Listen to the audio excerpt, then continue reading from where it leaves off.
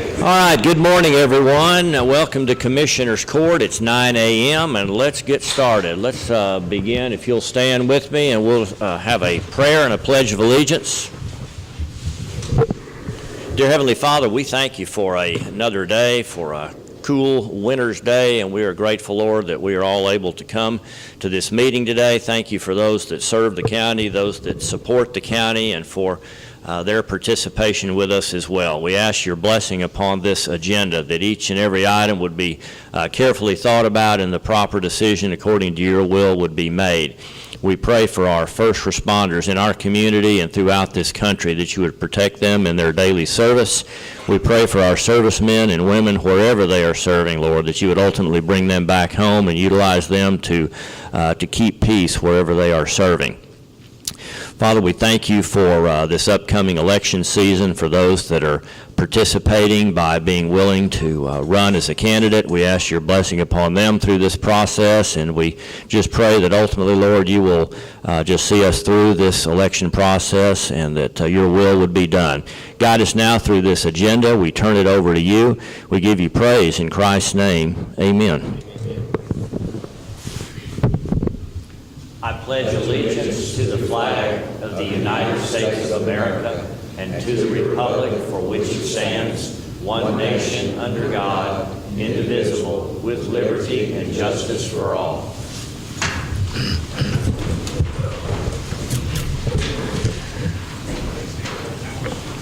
All right, for the record, today is the first regular meeting of the month of February 2018. Today is the 12th. It's just after 9 a.m. We'll begin with item number 1, public comment time in accordance with the Open Meetings Act. Is there anyone that would like to address the court on a non-agenda item at this time? Moving on to item 2, consider and approve minutes from our last meeting. Just please note a small little error there in the way that item 2 is worded. It's not the January 2, 2017 minutes. It's 18, but we are considering that set of minutes from 3 weeks ago, our last meeting. Make a motion. Motion's made by Commissioner Applewhite to approve those minutes from the meeting. Second. Second by Commissioner Parker. All in favor of acceptance, say aye. Aye. Opposed? Joyce, thank you for doing those for us. Item number 3 is a report from Roger Ledbetter, our road engineer. Welcome, Roger and Philip. Good morning. As a reminder, we'll have a workshop at the end of this meeting with Roger to discuss road repair, maintenance, and planning.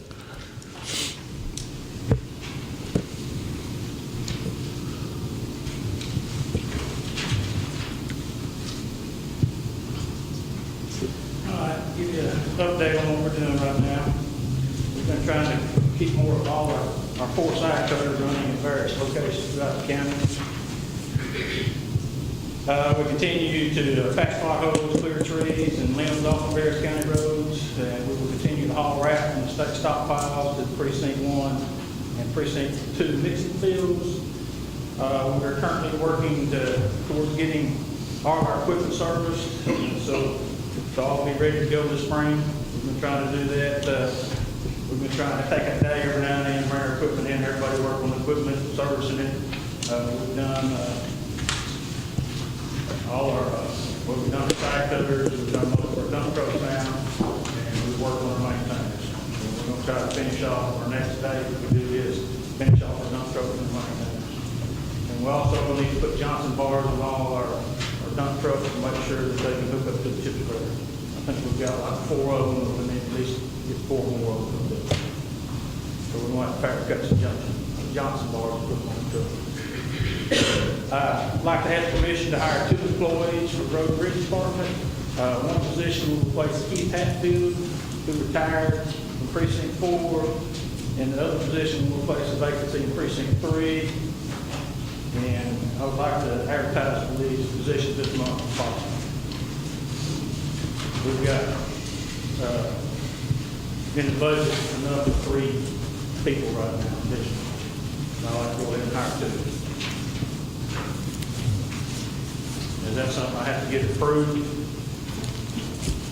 I know y'all, that was one of the policies. hiring. That was one of the things we agreed in that listing of policies, is that you would get, that you would run that by. Now, whether that needs a formal agenda item or not, what are your thoughts on that? I think that we should, of course, I think that's what this workshop's for. Okay. Can we address it in that workshop? That is an action item. That's what I would think. Yeah, let's talk some more about that if we can in that workshop. I'd also like to go out for bids for a cab chassis. This cab chassis will be used to build a water truck. The new water tank and spray system is on the buy board and costs about $18,000 from East Texas Truck System. That if we can get a good used cab chassis, we should be able to keep the price about the same as the water truck that was previously approved by the court. And what y'all had previously approved was $28,500. I'm hoping we can get in that area. We've been having problems finding water trucks. New water truck runs between $40,000 and $50,000. Well, not even a brand new one. Slightly used one runs between $40,000 and $50,000. All right, let's deal with that in our workshop as well. Okay.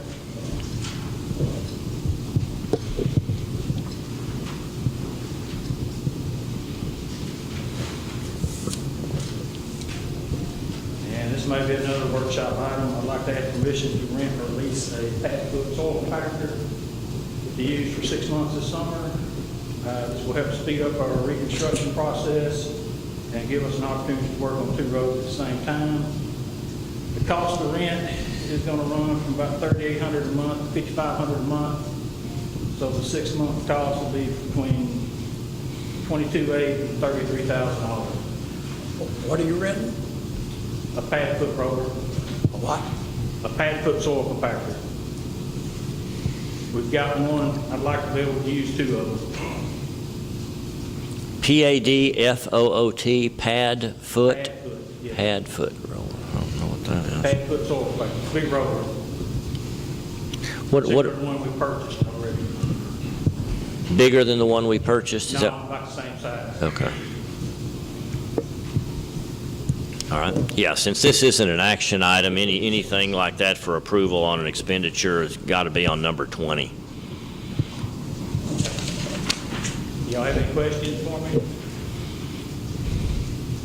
Most of this we'll discuss in the workshop. That sounds, I think a little planning you could do without that. I don't know off the top of my head. I think if we got it, we can get more roads done. Well, maybe we should talk about that in a workshop. I don't agree with that. My observation is that's not true. Yeah, let's go into that in detail in the workshop. What parts of the county are you working in right now specifically? Well, we started on 1065, but mainly we're doing a lot of side cutting work for Precinct 4 and Precinct 3. And we've been concentrating on a lot of potholes in Precinct 4. We're trying to knock out, like a section, like we were trying to knock out everything in Precinct 4 between 67 and I-30. So we've been concentrating efforts in that area right now. I'd like to systematically cover the whole county. Yeah.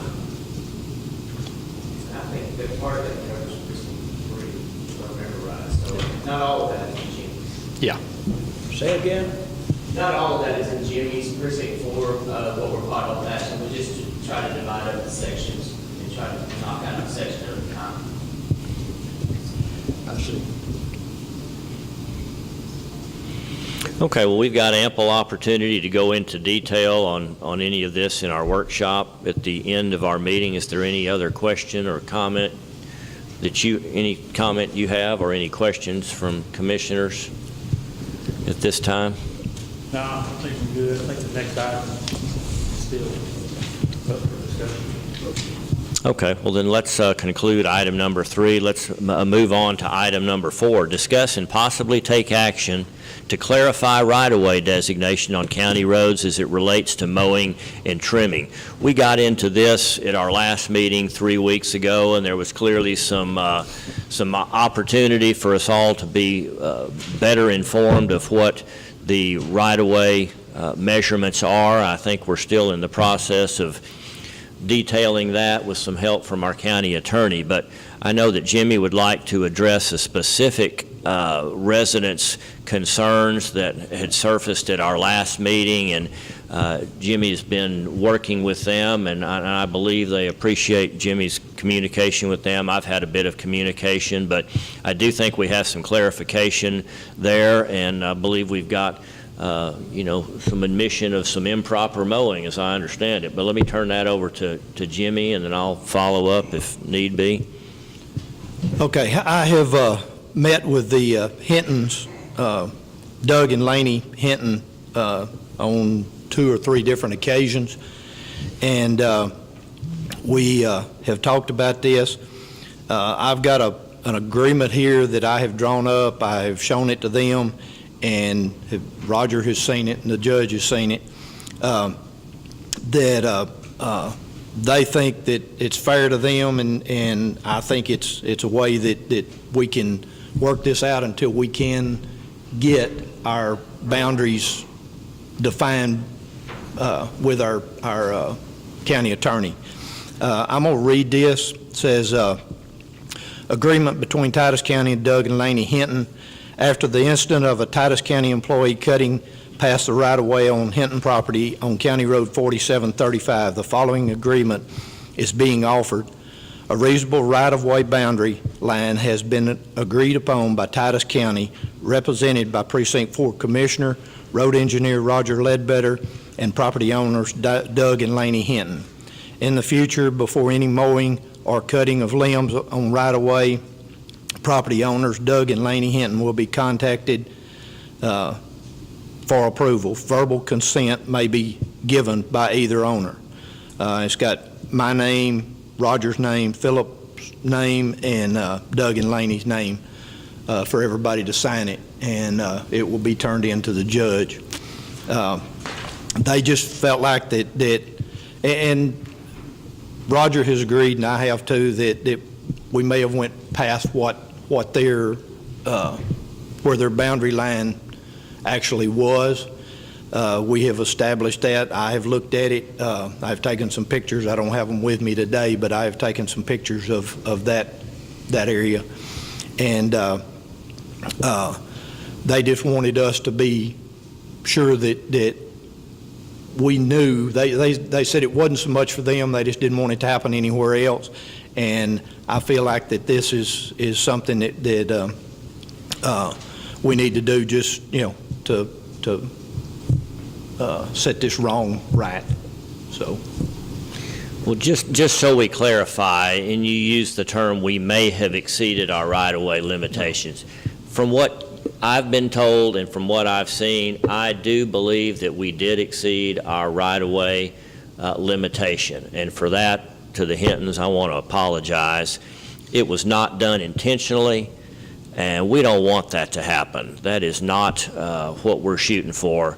We are shooting for successful mowing and residents that are pleased with the results of what we are doing. And this has been a transitional learning process, and we do admit that we exceeded that. We hope that everything will grow back, and that ultimately it will be in better shape than it was before. But the Hintons felt like it was important to get this in writing. We have complied, and I agree that it was good to get this in writing. And we will strive for respect of our residents' property. I think, unfortunately, there will always be a possibility for disappointment by our residents when we mow into areas that, even though they are it is our right-of-way, they may not like the results. And so I would encourage us to do whatever we can to communicate, for one thing, when in doubt, and to just to know that we want to minimize situations like this. So thank you for the time that you've met. for the time you've met with them, and we hope that this will be something that will be satisfactory for them. We'll get that signed and get a copy to them. Yes, But, sir. is there anything else? And I want to apologize. I didn't mean to say may have. I do think that we did, About how much do you, after you saw, and here was a case where it was not so much a measurement from the city center line, but apparently there was what you felt like a clear delineation of what their property line was and where we in the future should limit our mowing. And we exceeded that by what? How many feet you figure? I'd say 8 to 10 foot. Okay. All right. Well, again, thank you for handling that. If there's nothing else, any comments? No, I don't really like the second part of that, but I can do it. What's the second part? Have them notified before we go out there. Wait, are you saying notify everybody or just these No, people these people here only? only. And I told them that I would, when Roger was going to be in that area mowing, that I would come to him and tell him, myself. That's a pretty good obligation. I've had incident just in my short time where a tree on 1200 was out over the road. The people didn't want us to cut it down. The other person did. It's going to fall in that road. A big, huge tree had a rotten trunk. And finally, after I felt like we needed to put it down. It was going to block the road. It was going to fall on somebody. And I don't know why. I'd hate to put us in a position that we got to go talk to someone when we see a tree like that. And then you get people in arguments. 1360, they got in an argument. One tree limb come over, the other one said, I can't get my motor home down it. And they didn't want us to cut it. So finally, we cut it. They agreed that we could cut it. We kept arguing with them. But I mean, I'd hate to put the county in the obligation that we can't take care of the right-of-way properly, safely, and whatever we do to keep the roads running open. So any agreement like that, I think, would be bad. I agree with Roger. I don't think we need any agreement like that. The right-of-way is our obligation, and we should do it. And I don't mind talking to someone about it if they want to. But I'd hate to put that as a guideline. Well, again, this is not a guideline countywide. This is a particular situation with a particular homeowner and a particular problem here that was very sensitive to them. If I'm Jimmy, I'm going to do whatever I can to keep my constituents happy. So you all decide as you want to, but we want to balance what's best for the county and what's best for our residents any way that we can. Yeah, I don't mind agreement with one person, or if he wants to do that. That's all that this is. Yeah, not countywide. I would really hate to have to be notifying people when we were going to cut a tree out of the right-of-way or whatever. No, we can't. I mean, as far as I'm concerned, Al, we can't do that with every situation we've got. But with us being beyond our or the boundary lines here, I think that we need to do something to satisfy these folks. Anything else there? No, sir. And your conversation with John Mark is, to clarify, he's going to get back to you and let you know what specifically the law says to give us better understanding of what our right-of-way obligations and rights are. Yes, sir. And once he does come up with something on that, I would like for all of us, including Roger and Philip, to be able to agree on that and know what's happening and where our boundary lines are. All right. Thank you. Anything else? Item number 5, presentation by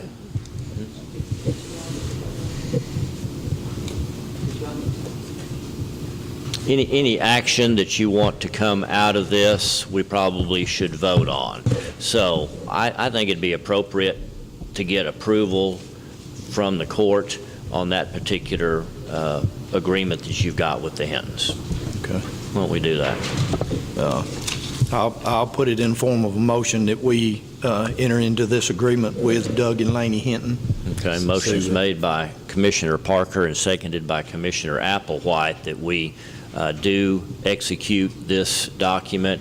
Just as a clarification of our understanding with the Hintons that they have asked for and we have agreed to do. So motion and a second. All in favor of approving Jimmy signing that, say aye.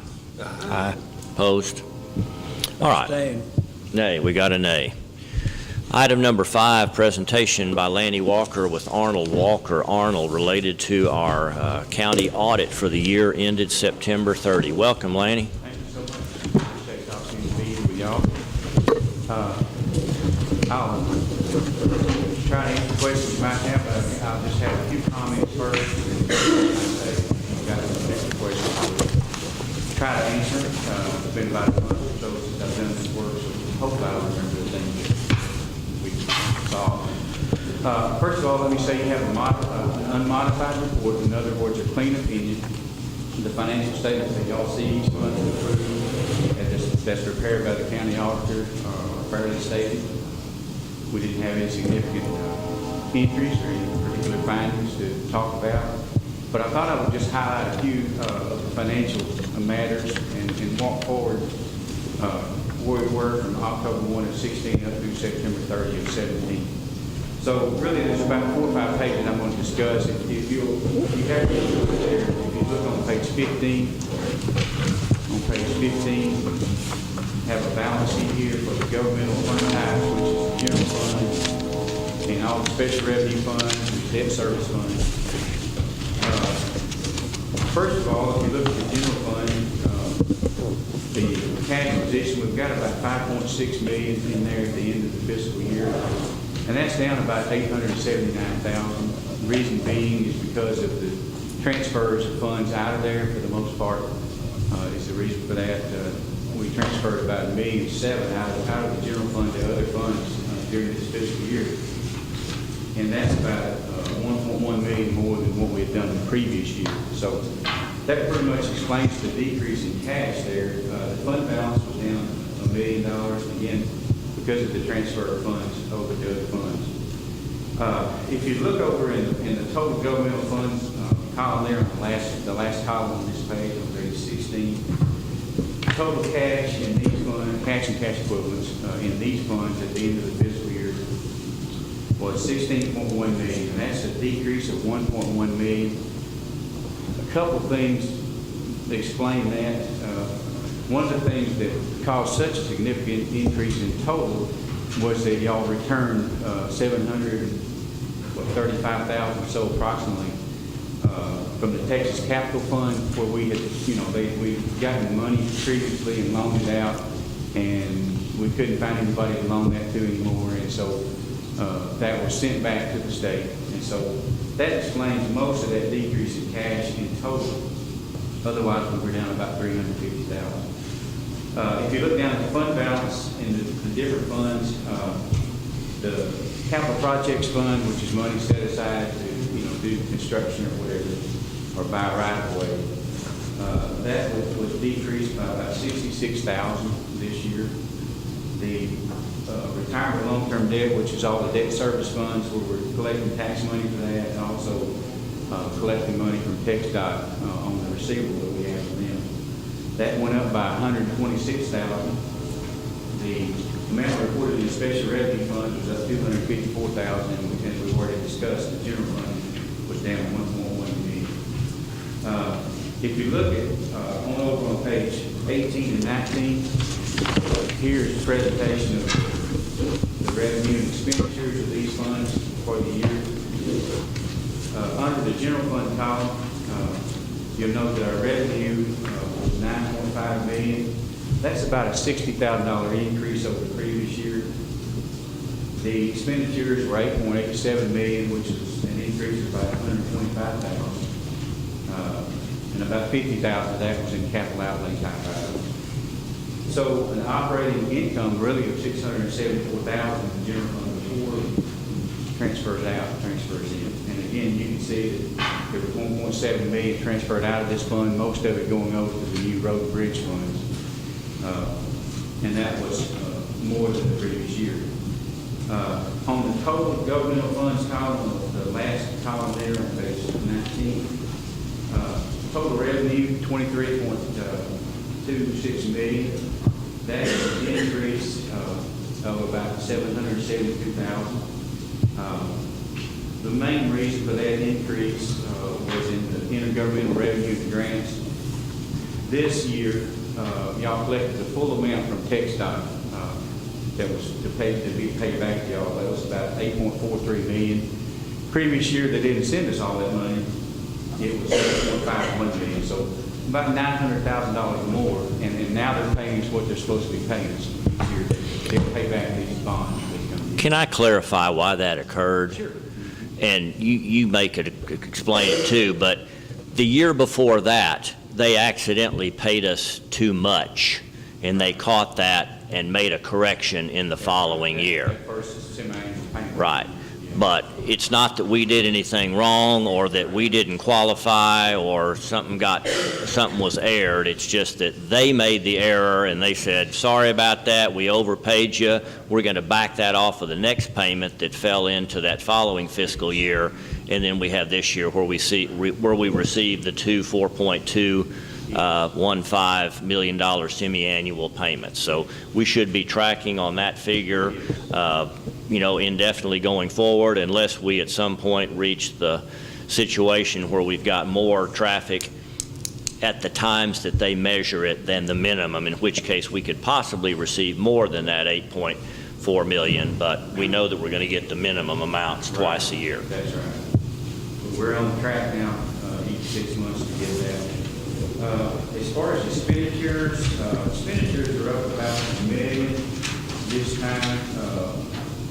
There was more road maintenance and repair than the previous year. Also, more capital outlay was buying new equipment for the road bridge. And then we had some debt costs in regard to the issues of these refunding bonds. And of course, for us, it's a nightmare for all the accounting on that, but for y'all, it's a really good thing where you save a lot of money on interest, over the next 20 or 30 years as that comes due by refunding that and getting lower interest rates.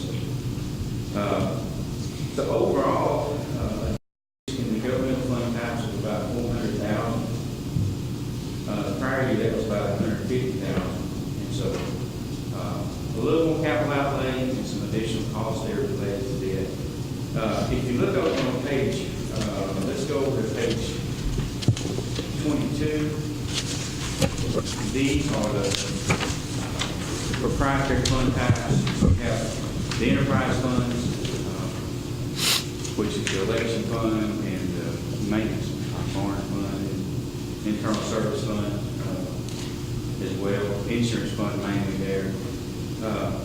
The fund balance in the retained net position in the enterprise funds went up by $209,000. There was actually $205,000 more transferred over into there than the previous year. And then the internal service funds went down by $168,000 net position.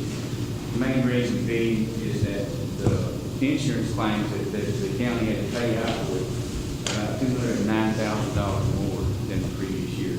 But as you can see, we do have a net position in those funds, $498,000 in enterprise funds and $575,000 in internal service funds. So I think a good year financially, and your finances continue to be strong. The internal controls that y'all have in place are very good. All the folks in the audit shop do a great job. So they get those books adjusted. Pretty much what needs to be done. So we don't have to do a whole lot. Turn your records into your audit reports. Were there any new reporting requirements this year that make things look a little bit different? Because I think we dealt with that 2 years ago or 3 years ago. Well, 3 years ago, we dealt with having to report the net pension liability that the county owes towards, if everybody retired right now, what the county would have to pay out. So we had to do that. I think this was the third year that we had to do that. The only thing really new this year is we had to prepare a single audit because tax dot requires us now to reflect that money that we're paying off like a grant. And so there's a few extra payments we have to add to the report. Not a significant amount of additional work, but that is really the new thing this year. If you look over the bag, there's a schedule of expenditures of federal awards that we had to present out and reflect that 8.43 million that y'all get back on them like a grant. So I don't really think we feel like it's a grant, but that's the way they want it shown. So to me, it's a collection of a receivable. But according to the powers that be, they want it shown that way.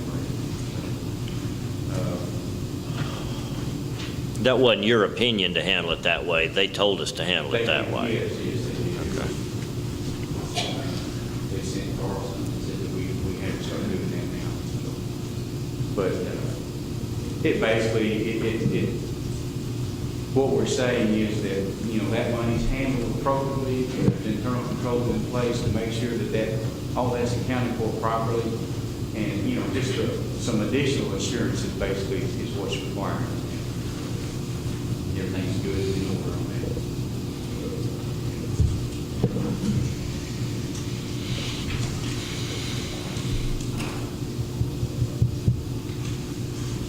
Any questions? Anything else we need to know? Sounds good. This is curiosity. Carl probably could answer it.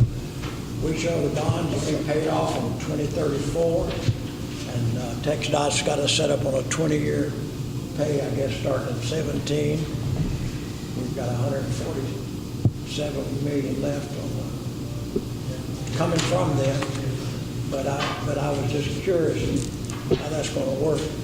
The bonds will be paid off, I guess, 2034. Will you still be getting the money from? This is a question. Let's see, I would say it's 2034, I believe, according to our records. So, yeah, 2034 is correct. There's an amortization schedule, like it always shows their payments every year and our payments every year, that pay out at the same time. My question is, what happens? We'll still be getting the 8.4 million a year from TxDOT if they pay it out over 20 years, starting in 17. Well, they started about paying 16 it. years. They started before that, a little bit before that. It'll pay out at the same time. The only thing that could happen is if our traffic count went up higher, they could pay us quicker than that, and we just have to hold the money. The bonds can be paid off, unless we get more of the bonds to be paid off. But it should match up. I think his question is, if TxDOT payments continue on a little bit past the time we pay out our bonds, what happens to that excess money that's coming back? We get to keep that money. You know, I mean, if the rate works, we will have some extra money left. that's Now, who knows what the legislature will come back and say, no, we want our money back. well. You said they started in 17 or 15. That says 168, Yeah. and we got Quick 104. calculation here, I can see that they'll pay us at least 17 more years, and we've got 17 years left to pay on all the debt. So at a minimum, we'll get it until the debt's paid off. It should run past that. Because right now, we're still over 146 million, a little over 146 million. Out of 168, so they paid us 22 million. Yes. So That makes more accurate, basically. it'll be close. Well, when all's said and done, because we're still involved in the bridge program, and our attorneys are taking care of that because of the engineering didn't have the proper figures, and the bridge wasn't put in properly to start with. Of course, thank goodness we caught it before they got it completed, because then you would have had some major costs. But we got 1.4 million left, and renegotiating the bonds, my calculations, because we renegotiated them, we saved the payout and everything, I think it's gonna be around $5 million is we. In interest, yeah. In interest that's saved. We get that. In 2034, you got that over 5 million, then you got 1.4 million, and of course, we hadn't settled on the bridge or anything, that's in litigation, but renegotiating those bonds and reselling the bonds, you can basically say in 34, we're going to continue to get that $5 million. You can use it to pay off debt on the road or whatever, but you're still going to have that money there. It just depends on what you want to do. The court, when they go in there in 34, when the bonds are paid off, our taxes have to come down. Well, we've had it in it about 14 cents now. 12.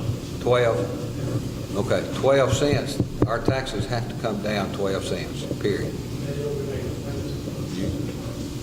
So, what I'm basically saying in 34, there's going to be some money there that can be used on roads or whatever, or tax break, whatever you want, the court wants to do at that time.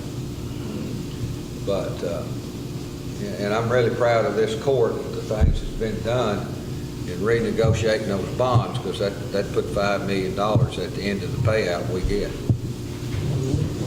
That's a big plus. Well, we'll get some benefit from that along the way in the form of slight reduction in our interest and sinking fund rate. Thank you, Lanny. Any other questions from anybody on the court, anybody in the audience for our auditor? All right. Appreciate your services, Lanny. Thank you, Lanny. Thank you, Lanny. Item number possible action. Let's just accept the annual audit that was prepared for the year ended September 30, 17. Motion's made by Commissioner Fields to accept the auditor's report, second by Commissioner Riddle. All in favor say aye. Aye. Item 6, consider and possibly take action on a request from Judge K. McNutt for a part-time employee. Welcome, Judge. Thank you. Good morning. Good morning. Morning. Morning. I'm glad to hear Lanny's report because I'm coming back for money. I have a part-time lady that works. Pull that down just a wee She's bit. been working for 10 years. So I use her when somebody's out or we're having court and I need the extra help. So that's, Christy, you and Carl can tell me, I think I have $2,100 left in to pay her and office supplies. So I need some funds in there to cover up until October, I guess, when our new budget will come out. I think, Christy, you correct me if I'm wrong, figure 29 hours is the maximum she can work. Normally, she doesn't work that much. Some weeks she doesn't work at all. Isn't that what we figured on? And I think that came up to like 12,000, which includes office supplies. So I'm asking. That doesn't include office supplies. That's just her salary. If she worked 29 hours, right. That excludes the office. Okay. She's been paying for this part-time help out of her DDC fund. Here, pull that up. DDC fund. Is this an additional new part-time employee? No, She's okay. been working 10 years. Well, what's the change then? That's what I'm not understanding. Well, I've been paying for it out of my funds. And those funds are low enough now, she can't continue to pay for it. The DDC fund is. Explain what that is. That's defensive driving fees that they collect. Those go to those two JV's offices, and they use that, we've been using that in the past to pay for office supplies in those offices, so that they don't have to be paid for out of the general budget. And they can pay for other things like part-time help when they need it. But our DDC fund over the years has cleaned it down to where she doesn't have much money left. If she wants to continue to employ this part-time person, she's going to have to come to court and ask for some additional funds that are going to have to come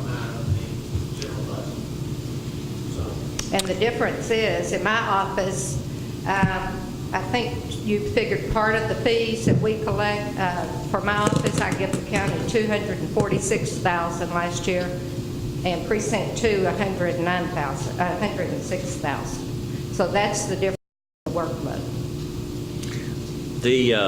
Have the DDC fund revenue been going down?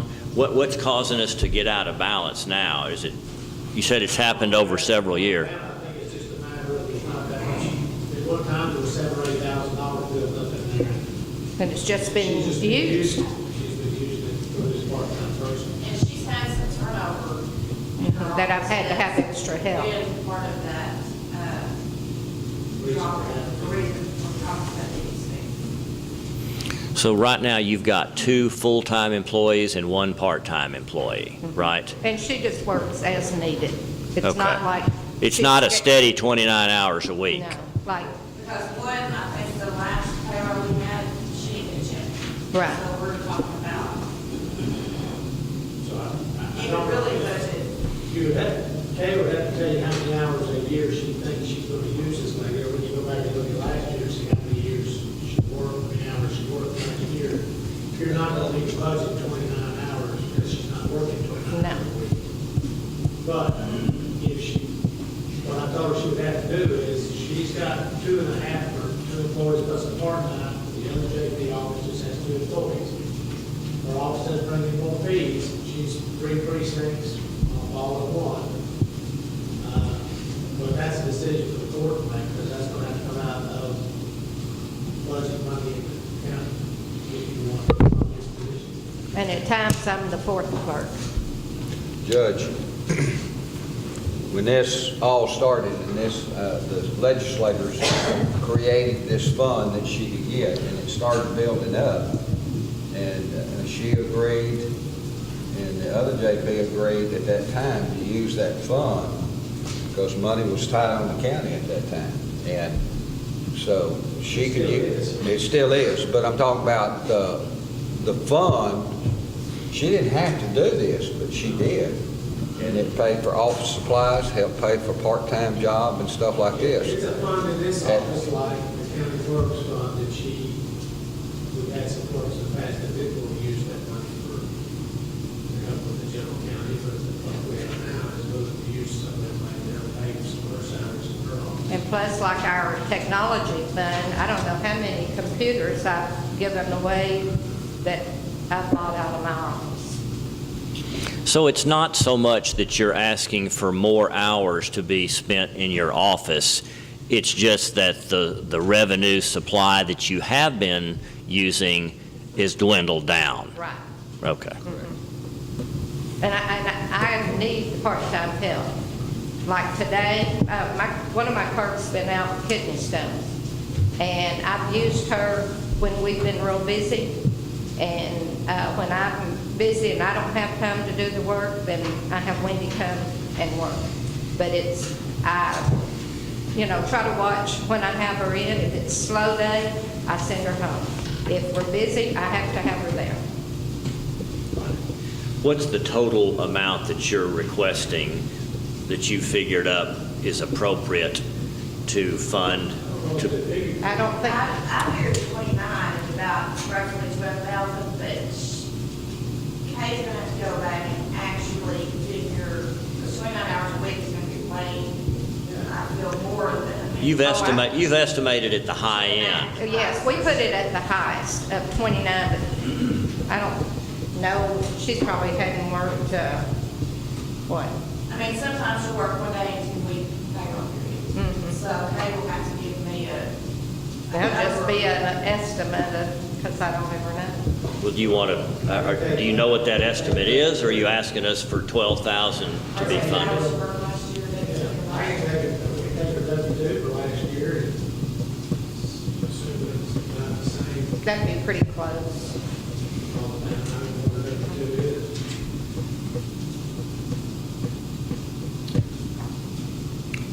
But this 2,100 I have left is for her salary and office supplies. So Between now and if I buy, September. right, and there's no way, because you buy printer cartridges and stuff, that's $100 a pop on those. No, Yeah, because I think I talked to there we go, because I looked into that, and they had to come out of office supplies. Okay, well, we're looking at 8 months, including February. And on the high end at 29 hours, you're figuring 12,000. Because we have to take retirement out of her because she's permanent part-time. Okay. Well, do you want to estimate that based upon her maximum calculation of 12,000? Do you want to make an estimate that you would like to, the guys? I'd like to, consider? I'm sure we won't use that. 10,000? I'd like to say at least 10. Because at 25, I figured it was 25 Was hours 10. also, and it was 10 to 11. roughly. Right in there. What a $2,500 difference. Yeah. When I figure about those taxes, retirement. Right. But like I said, when I don't need her, I don't use her. So, I mean, she doesn't want to work. Well, I don't want to put words in your mouth. If you want to give a figure for these guys to vote on, or if you want to come back.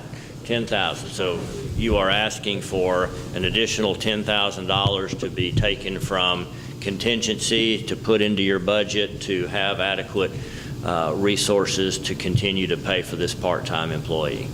Yes. Okay. Anybody want to put that in the form of a motion or further discussion or say no, or what would you like to do? Judge, I'd like to make that motion. When this was first set up, it was set up, and she agreed to use her funds and fees that she received for this, and then down the road, if we didn't have the money, then we would look back at it, and because we'd always bought the paper and the salaries and all that stuff. When state legislators agreed to let you create this fee and to go back in there, she agreed to use that money as long as it could last and stuff for salary and for all the paperwork and stuff. So I'll make that into a motion. Commissioner Riddles? Yes.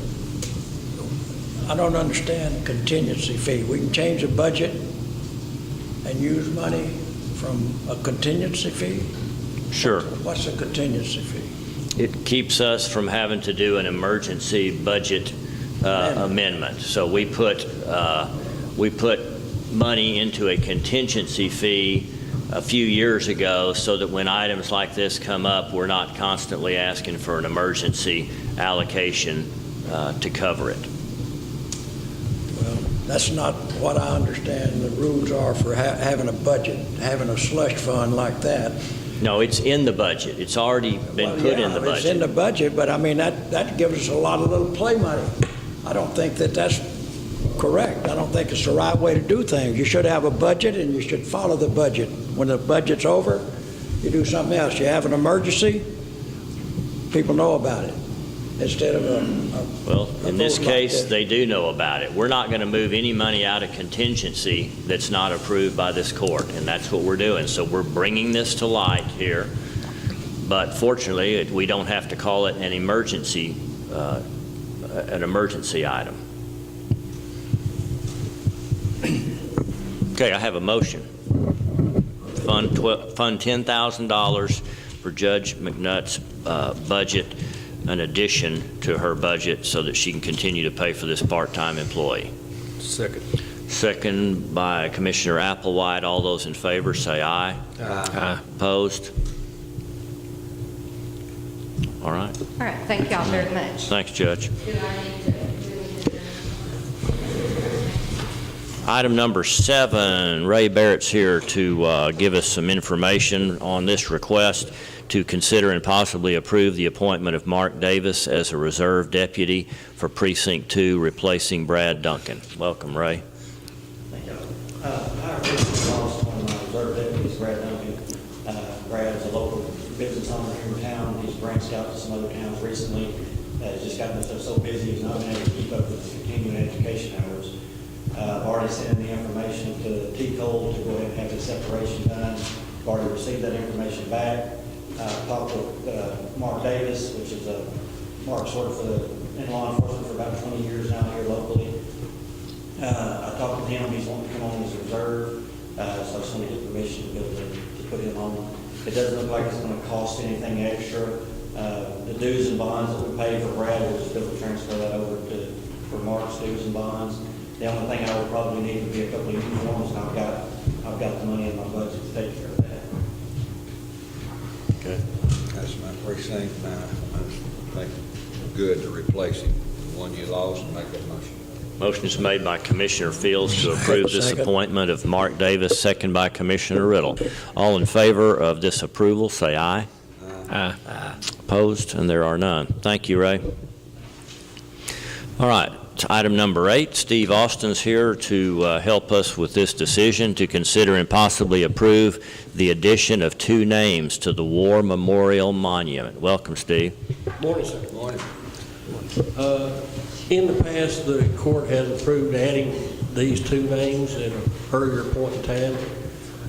They were incorporated into bricks and placed in front of the memorial, and I believe it's time now to add these names to the memorial itself and relocate those bricks to the bell tower area and continue that recognition. I've spoken with Mr. Fitch Memorials. We're looking at about $300 expenditure for 2 lines. First line be designation, the section be Global War on Terror, as World War I, World War II, Korea, Vietnam are recognized. That would be in all caps. And then the 2 names of Clay Allen Craig and Chauncey Mays be added with a notation of OIF and OEF. Those are the particular operations that were separate points in time in this category of Global War on Terror. Iraqi Freedom, and the other one was Operation Enduring Freedom. Enduring Freedom. Okay. In the event there are additional casualties, which we certainly hope there are not, can be added at that point in time, and probably another line would be required in that case. But we're looking at possibly, the way I'm figuring, 2 lines, and it'd be about $150 a piece. And this action itself was previously approved by the court. We just wanted to wait and see if we had any more names to add, and thankfully we didn't up to now. But I think we've reached a point in time to go ahead and have that done. And just again, to give them a proper honor of Chauncey Mays Right. and Clay Allen. Craig. Yes. Okay. He was the first casualty, Operation Iraqi Freedom, and it was in February of 2013, 4 years ago. And, it has been, yeah, Okay. 5 years ago. Operation Enduring Freedom. And in order to do this, about $300 to get those names put on there? Yes, sir. Okay.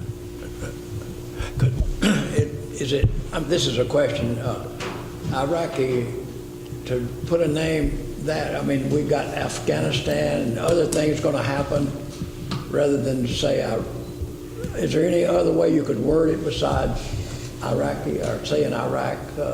You just use the letters OIF. Yeah. That designates the period of time that they became a casualty. And in the event under Global War on Terror there are any others, there would be operations in place, and that would be the same identification you've used. The reason I think that's important is because in the past you had World War I was a designated period of time. All casualties during World War I were World War I, no special notation. But the current war has strung out since 2001. Here we are in 2018 with no immediate end in sight. And should we unfortunately suffer another casualty, whatever operation is in place at the time would be that particular designation. And I think that would appropriately reflect the separate periods in time that conflicts are going on throughout the world, to give each individual their own specific recognition. It's probably going to be a lot of different ones. I was just thinking terrorist or something. We're going to have privacy. We don't know the duration of the Global War on Terror, how long it's going to be, and that's another reason to identify the segments that these casualties may occur in. to be recognized as well. All right. Steve is asking for these two names to be added to our memorial. Make that motion. Motion's made by Commissioner Applewhite to Second. approve, and second by Commissioner Parker. All in favor, say aye. Opposed? All right, Steve, thank you for handling all those details, as you always do. While you're standing there, let's talk about Historical Commission. Item number 9, consider and possibly approve Titus County Historical Commission appointee nominations for the upcoming fiscal year. And those appointments that are under consideration would be Steve Austin as the chairman, Desi Goodrich, one of the members, Nancy Ryan, another member, Martha Austin, the photographer, videographer. So four appointments to the Historical Commission in the form of officers.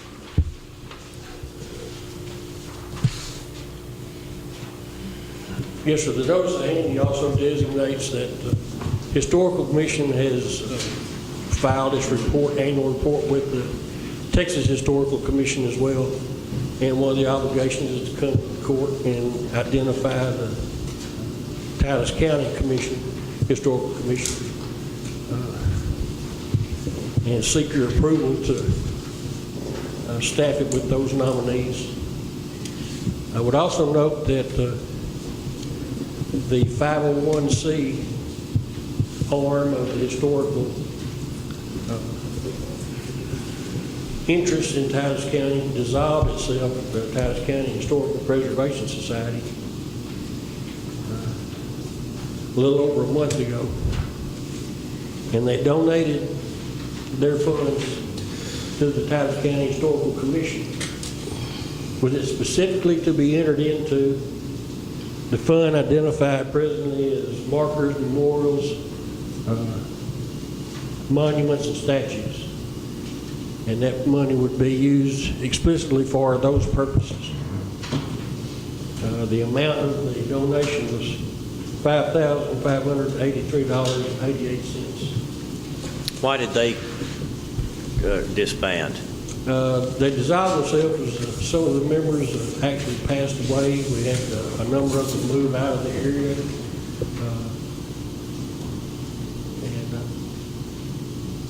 The load was falling on the same people over and over again.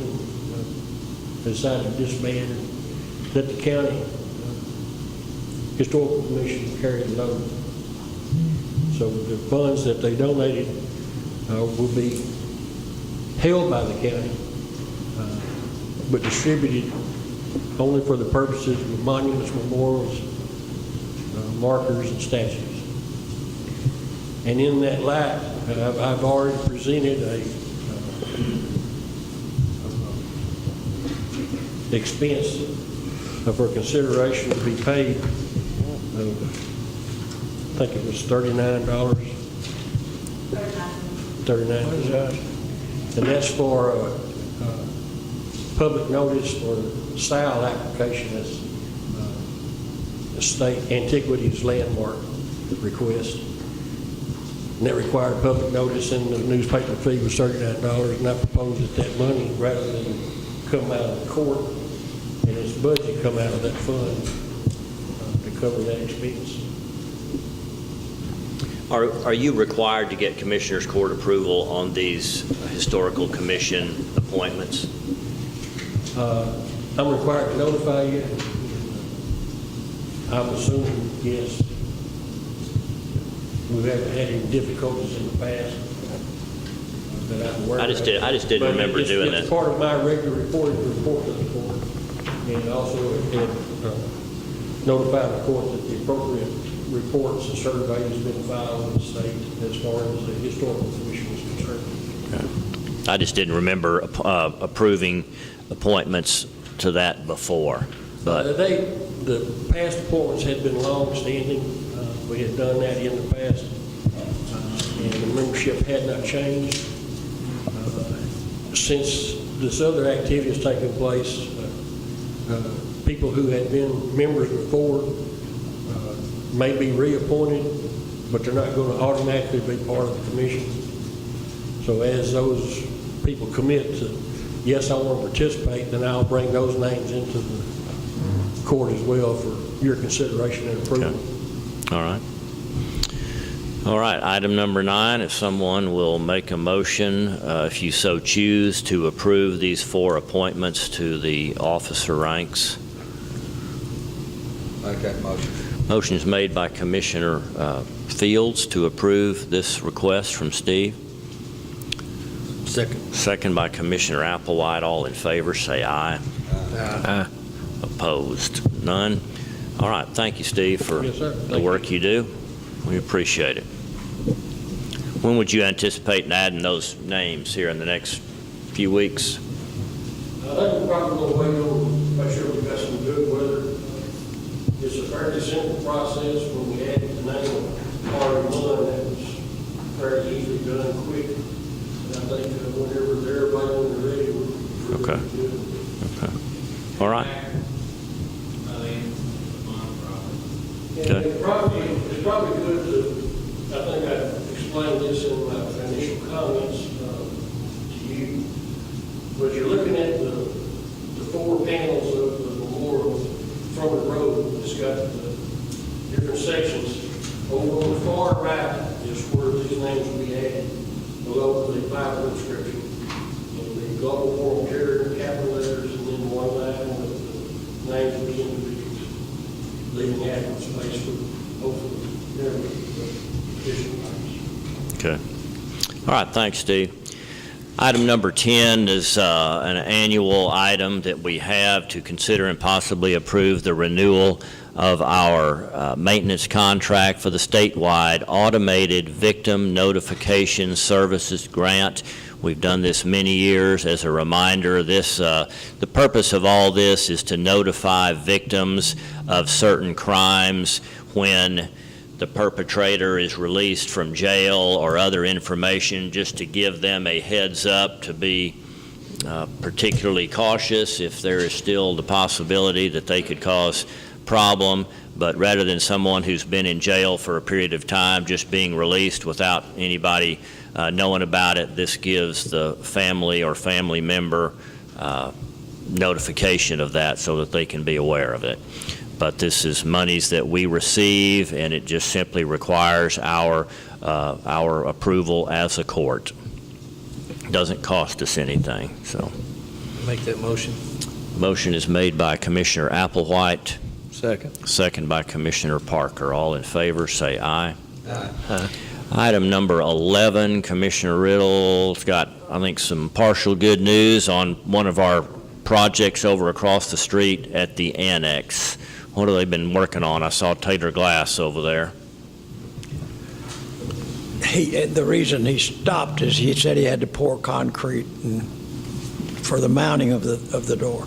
And this is for the major entry glass doors there at the annex, right? That we reconfigured for primarily for handicap reasons, wasn't it? Yes, sir. Okay. Make it compliant. The facade, did you talk to? Left him a message, have not heard back. So I don't have anything new to report there. I don't either. Okay, well, at least we got one item being worked on over there, the redo of our courthouse annex entry glass doors, and that's the main primary, in fact, the only public entry to that building over there, and it's going to be more user-friendly when they are finished, but they're not quite done yet. Item number 12, on Wednesday, we have scheduled closing for the transfer of land from the county to the city for use on their animal shelter. Someone needs to show up at the title company to sign these closing documents. I will be happy to do that, and I have worded it such that I could, on behalf of the county as the judge, sign closing documents related to the donation of land for the animal shelter. That will be on Wednesday, but the title company needs court approval to recognize me as the authorized signer. I'll make that motion. Motion is made by Commissioner Riddle, second by Commissioner Fields to make this approval. All in favor say aye. Aye. Opposed? Item number 13, I just was going to give you all a quick update on a meeting that I had and let you know about a change in personnel. Mike Anderson is our new district engineer at the Atlanta District. Of course, you remember Mr. Ratcliffe that was there for many years. He was replaced by Glenn Green for a period of time. Mr. Green has been transferred back closer to home in the Tyler area, and Mike Anderson has been appointed as to fill Glenn Green's position. And Mike came to town a couple of weeks ago to meet with me and to meet with the judge from Camp County, simply to introduce himself. I did not know Mike, but I had a chance to know him. I had sent some questions ahead for him to be prepared to answer when we met, and he brought me some information that I just wanted to share with you. The 271 South, where we are connecting the main lanes of the loop as it approaches the high-speed bridge going over Preferts, they have a tentative completion date of October 18. If you were wondering how long that was going to take, you can see how quickly they've moved down there. October, hopefully fall, they will be complete there, and you'll be able to drive straight on from Pittsburgh out to Interstate 30 without getting off on the what I call the frontage roads. You'll be able to just continue pretty well in a straight line direction, although it'll have a slight curve to it. It'll also provide an overpass there over the road that connects from the airport over there to Newlywed Foods and Diamond C. So that'll make it a safer place down there for both directions of traffic, north, south, east, and west, and we'll complete that south end of the loop. Another item here, 271 north of Mount Pleasant. For those of you kind of wondering what the future holds for 271 as you leave Mount Pleasant heading towards Paris, they are not going to be making that at this time, or at least anywhere in the near future, a 4-lane from Mount Pleasant to Paris. They are going to do what is called a Super 2 application, and this would be where occasionally throughout that route from Mount Pleasant up to Paris, the road will widen from 2 lanes and become 3 lanes, and to allow traffic on either direction, going north or going south, to have a passing lane. Obviously a cheaper way to provide additional lanes without going to a full 4-lane. Now, I was hoping that this was closer to reality than it is, but unfortunately it is not. It is not in the Unified Transportation Plan yet, this Super 2 application. We are unfortunately still several years away. Hudson, I didn't know if you knew that or not, but it's not imminent as I thought that it was. Dennis Beckham, we've worked with Mr. Beckham for many years on our loop project. He will be retiring this month. Retires February of 18, end of this month. Dennis Beckham says goodbye to TxDOT. I didn't know about that. I just learned that.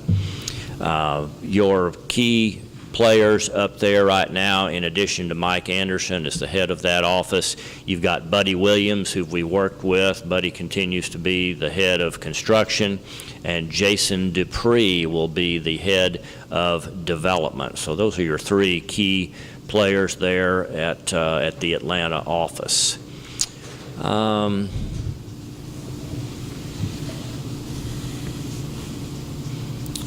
Regarding our College Road and how far away are we from that, they are about 30% complete with the schematics on that project. That's the very, very early stages of drawings in a project like that.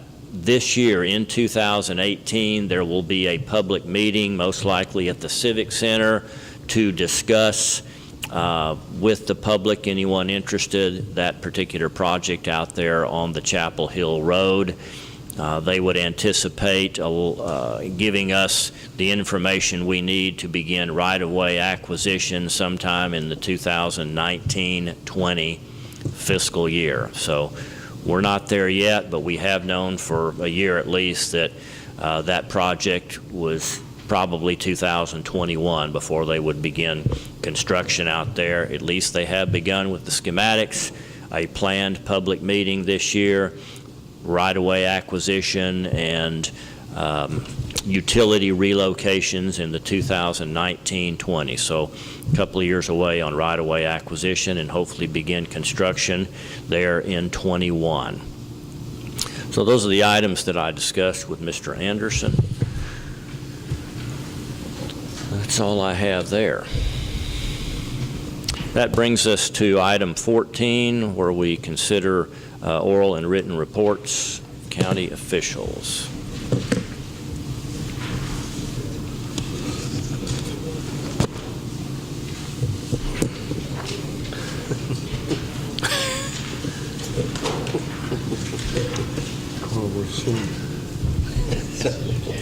Thinking about golf.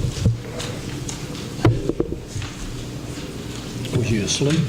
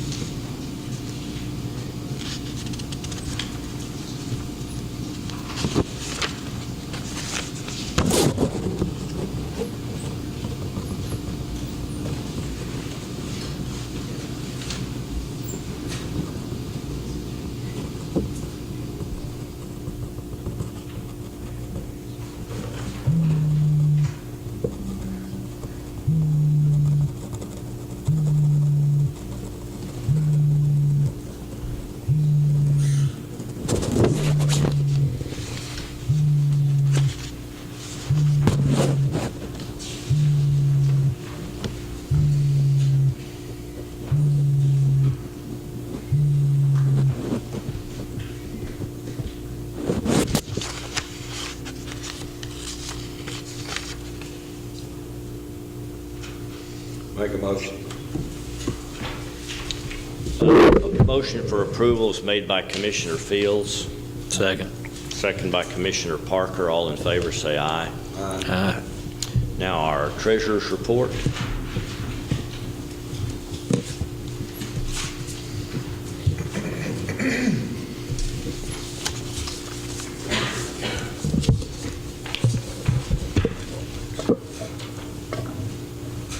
Thank you.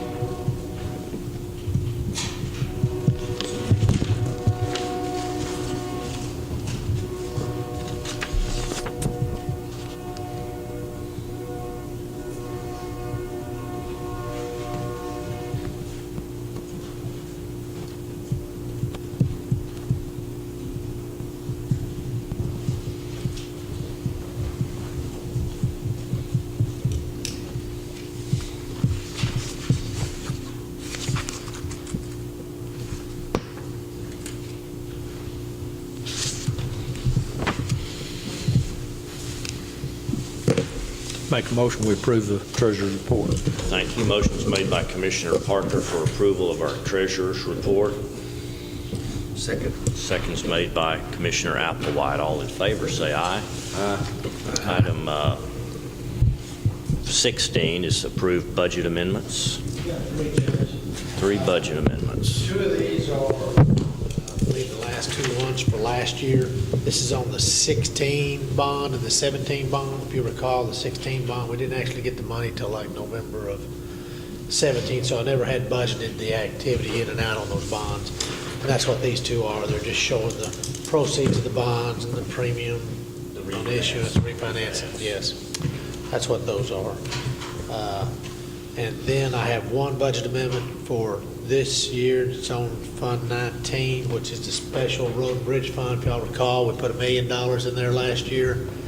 At the time we were figuring the budget, we weren't sure exactly how much of that money they were going to spend in the 17 year and how much was going to be available to carry over to the 18 You had year. some carryover, and we were adding to that carryover. That's right. We added You to didn't know how much carryover would actually. That's right, be that's until the end of the right. year, So and all it's, the bills so were it's actually $83,680 less than I thought there was gonna be to carry over, and I told Roger, so he knows he has $83,000 less in that fund, but that's what that is, that's the That budget amendment. reduces the budget down by that amount? Yes, yes.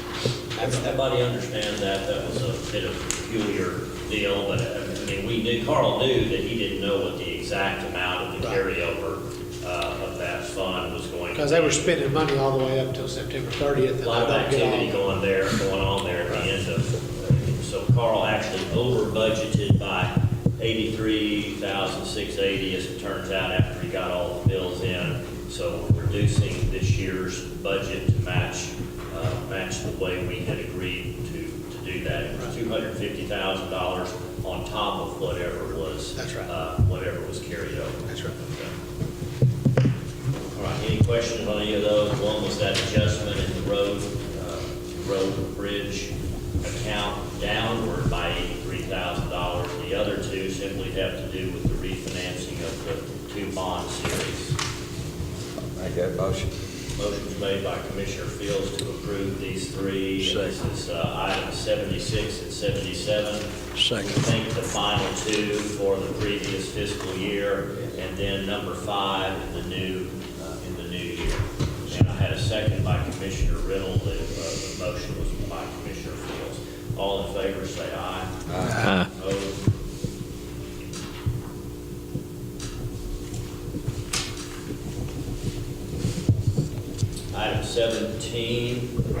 Item 17 is to sign pay orders and approve payments if you so choose.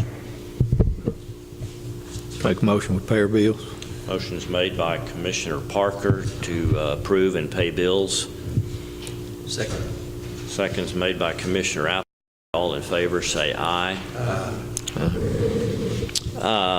This is something I learned at one of the educational events that I went to, and that is just to avoid any possible problems that I make a public announcement that the commissioners, all 4, will be in attendance at the V.G. Young School for County Commissioners Court in College Station. That'll be next week, and they're just going down there for their annual 3 days of education. No county business is discussed, although they will be in attendance at that event and might even sit next to each other. Who knows? That's just. We kind of gang up when we get down there. We all. Well, maybe you better split up then. Just nobody gets in trouble. We just have to move up a row or 2. Item number 19, closing comments. We still have one more agenda item, but in case there are closing comments that you would like the public to hear, let's get those done now. We'll take a brief recess, and then we'll reconvene for our workshop with the road engineer. But item number 19 is closing comments. I covered everything that I wanted to cover, I believe, so I don't have any closing comments at this time. Commissioner Parker, on your end? I don't think I've got anything either. Okay. Well, Jeannie Holt, she come home, so that was a good thing. She got to come home. She got the breathing machine, so she's able to live at home now. How long has she been gone? She's been gone since the first, right before Christmas. She didn't know she was was, I think December the 17th, and they Okay. raised about. I couldn't hear you. This is a resident out there in Precinct 3. Jenny Holt is golly, she's been in a wheelchair for, I guess, all of her life, was not expected to live past a young age. She's now, what is she, 37 years old. And they had a fundraiser for her out there a couple of weekends ago, and she was not in attendance at that fundraiser due to her being in the hospital for that long, but she's now returned home. So that's good news for the Holt family and for that community. Sir? How much money they raised at that fundraiser? Around 13,000. 13,000. Very good. Okay. 12 to 13, somewhere in there. Anything else? Yes. Commissioner Fields? I have a couple of things. I want to thank everybody for the support of Tri-Lake Volunteer Fire Department. Their gross was somewhere over $10,000, and just talking to Jerry Ward out there, they think when they get through take all what they owed and the meat and everything, I think they're going to clear about $8,000. So good, successful chili supper and all. And the good thing about that, all that money, that any of it that's made goes right back into the fire department. Okay. Other thing, Danny Crooks, I talked with him just the other day out here at the weigh station. We've got, they moved that trailer, put a concrete where it'd be even with the floor. Before they was having to go up steps and stuff like that, and they've got all that done. And they've got it just, they got excuse me on that, they got the concrete and all that work done. They're fixing to move it back over and set it down, but they need somebody to just hook the meter back up to the trailer, and to me that would be, I think, would be part of the maintenance of that for them, because that's where when they do their, once or twice a year, they do that 72-hour deal, and but they need to get that electricity, and I just want to talk to the court and let you know. Okay, you said Danny Crooks. Daniel Crooks? Danny, I said okay, Danny. Not Judge Danny, but Not his Judge son, Danny, I'm who's sorry. one of the officers out there. Why did they move that thing in the first place? It was up off the ground, all 3 feet or more. Yeah. So they wanted to pour a concrete pad where everything would be basically down to ground level, maybe one little step up or something like that. And that's where all the officers work in there.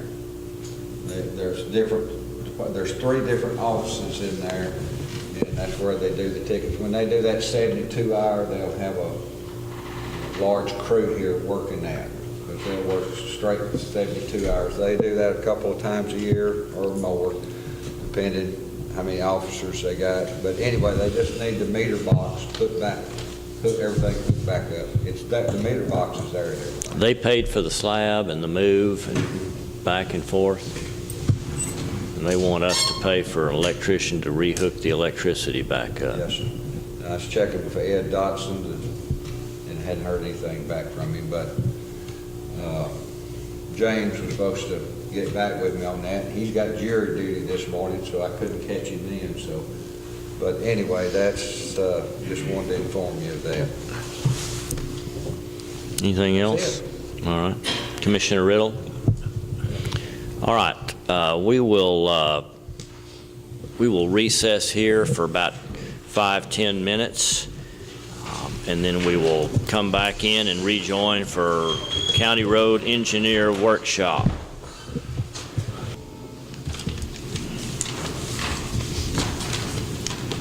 Okay, purpose of the workshop is to determine which roads we want to do seal coat prep and seal coat prep this summer and hopefully the following year. I'd like to come up with a prioritized order by the end of the meeting. Seal coat prep or seal coat? Both. Seal coat prep and seal coat. And for my clarification, tell me the difference in what's involved in one step and what's involved in the other step. Seal coat prep is we'll go in, we'll fix the base failures, we might do a little bit of overlay. I'm not going to be able to hear. Can y'all hear him? You want to sit down there? Yeah, somewhere. I got my hearing aid turned up.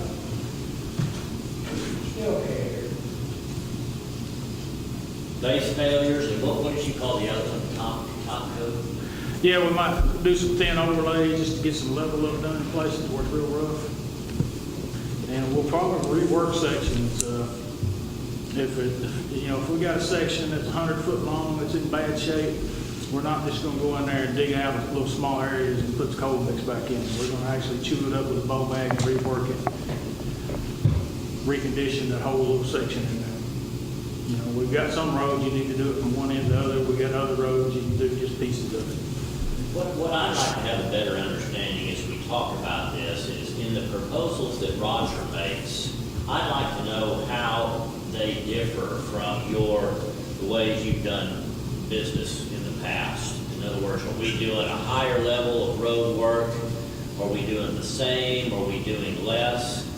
Because I want to be able to explain why we may be covering less miles at a higher cost. I just want to understand all this. So tell me as we go how this work compares to what we've done in the past.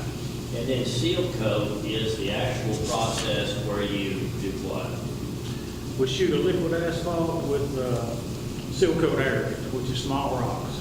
It provides a waterproofing layer over the surface of the road. It is one of the best preventive maintenance measures you can have. And it's primarily, like you said, it's to seal and keep water from getting into the road that eventually freezes or otherwise deteriorates that road quicker. That's correct. Basically, it's a waterproofing layer. It doesn't add any strength, it just adds waterproofing. Does it add texture or drivability? Yeah, it's going to add a good bit of texture, yes. But as far as filling in ruts or anything like it, all it does is mirror the existing surface that's there. Okay, so if you spray it on a crappy surface, you're still going to have a You crappy still have, surface. if you put it on a rough road, you still have a rough road. It just has a new surface. It'll smooth out a little bit. Yeah, but not much. I Not mean, you're much, talking but about. it's a whole lot better You're putting than that. aggregate on there, it's only like a 1/4 inch thick. I mean, that's all you get out of seal coat is about a 1/4 inch, 1/4 to a 1/2 inch. This is pretty fine gravel. Yes. It's like 3/8 of an inch. So then you got to come back on that and lay your stripe down and get the finished product. Yeah, if we choose to stripe again. And that may be another issue we need to talk about is whether we're going to put the stripes back on the blind hills that we have. I know some precincts were doing it, some precincts weren't doing it. So would you summarize your road work typically falls into those two categories, seal coat prep and seal coat? Yes. You know, we do a lot of routine maintenance on other roads though too, I mean. And what y'all done this year, the 7.95 miles was total rehab. Yes. Yeah, when we went out and measured 3150, which is basically, we're doing seal coat prep, all I measured was places that we actually did that grid roller work and covered it up with coal mix. Yeah. I didn't measure the gap. The whole thing. Everything we did this year that we actually measured and give you a number on was actually covered up with about 1 inch of coal mix. An inch of coal mix, an inch depth, 16 foot wide, costs right at $40,000 a mile. How does coal mix differ from what I call asphalt? Well, it depends on what you call asphalt, I guess. Is asphalt typically a hot material that's put down or not necessarily? Hot mix is normally what you're seeing, that like the state puts down with a lay-down machine. What is the official definition of asphalt then? Asphalt is just the liquid substance that holds it together. The hot liquid, the black tar, that's asphalt. Okay, so it's typically asphalt is always applied hot, or is that not a true statement? No. No, it's not always applied. Well, it depends on your definition of hot, I guess, but still, you can have hot mix, Does it go cold through a glaze. warming process? Most of it is mixed together in a hot mix plant where it does go through a hot mix process. It has different additives in it where you can lay it cold or you have to lay it hot. We buy mostly cold mix. Because why? Most of the time we're going to lay it with a blade and we're hauling it a pretty long distance most of the time. Most of ours comes out of Paris. We can We don't have the ability to keep it hot, don't we? No, we really don't, and plus, when you lay hot mix, you've got to put it down fast and roll it fast. And that's kind of beyond our capabilities right now. I think we could probably do it, but I just don't think our guys are capable of doing a very good job with hot mix right now. So hot mix would be a third-party contract if we ever do hot mix. Yeah, unless we geared up and got the equipment to do it ourselves. And traditionally, that's been the case. Commissioners don't do hot mix. And I'll add this too. One thing that I have used last year, more especially towards the end of the year, was, well, in 16 and then in the first part of 17. I used a lot of oil sand. I really liked the way it laid down, and the coal mix done good, but the oil sand was, I think it was $2, right at $2 a ton cheaper, and it let me do pretty much the same thing. I don't know how Roger feels about the oil sand, but I like the way the one road that I done out there, 4550 out there last year. I've done a mile of it, and it actually cost me right at $30,000 to do it with oil sand. So it doesn't have the texture in it that It doesn't have the rock in it like it's got some, but it doesn't have. And it's more of a smoother surface once you get it down and packed. does it still need to be seal coated for maximum life? It'll do for a while, but probably 4 or 5 years. But then it need to come back in and reseal it. And that's one thing that me and Roger have talked about. If you get these roads and mine, some of mine are getting that way. If you get more than a half-inch crack, and you put seal coat on there, you're just wasting it because you're not sealing it. Am I not right, Roger? Quarter-inch crack. Quarter-inch? Anything bigger than a quarter-inch crack with seal coat. And we got lots of roads that's got A lot of roads that's got that or bigger in them. Yeah. So a lot of our roads, if we just go out there and seal coat over the cracks that are there, I think we're wasting our money because we won't seal the cracks. It's just, that seal coat's just, even a quarter-inch crack, it's just not designed to fill those. You can't shoot it heavy enough. You can't flood the hole and flood the crack and fill it up, plus get enough rock or get enough oil up to hold the rock in place. There's an oil sand that we mix up ourselves and we want. It's got a little rock temperature. It's got a little bit small rocks. It don't have a big rocks. It has a small. The oil sand has a little bit of. It's got some small ones in it. What I got had some small gravel like in pea it. gravel. It's like smaller than pea gravel. It's smaller than pea gravel actually. I've never seen it gravel that oil sand. Mm-hmm. They had like No, pea this gravel. does have. Size of your pencil head, and the other one that is about big as your thumb. But when you get that smooth it out, it just lays down. This coal rings that we buy from Paris, and we put out, that stuff moves for a while. Yes. It wiggles. Yes. How long does it go? This depends on time of year. It'll move around until all the volatiles get cooked out of the oil that's in it. In other words, the more heat you have, the more sunlight, and warm weather, the volatiles come out of it and it sets up on it. Seal coat prep, as you call it. Yes. I don't know much about it. We've got a little money for this search. We just bottom 3 that we got, bottom, where it turns into a county road and it's, so all we got, precinct 1 side, seal. We hired a guy, you lost some word this morning, he comes seal coated. And I mean, the road is still good, there's been a few patches. We had that 5.5-inch rain, to wash it away. I mean, you should see it look like big clumps and stuff, it just washed it away, completely across the road. So I'm concerned, 16, 17, you would put the seal coat in.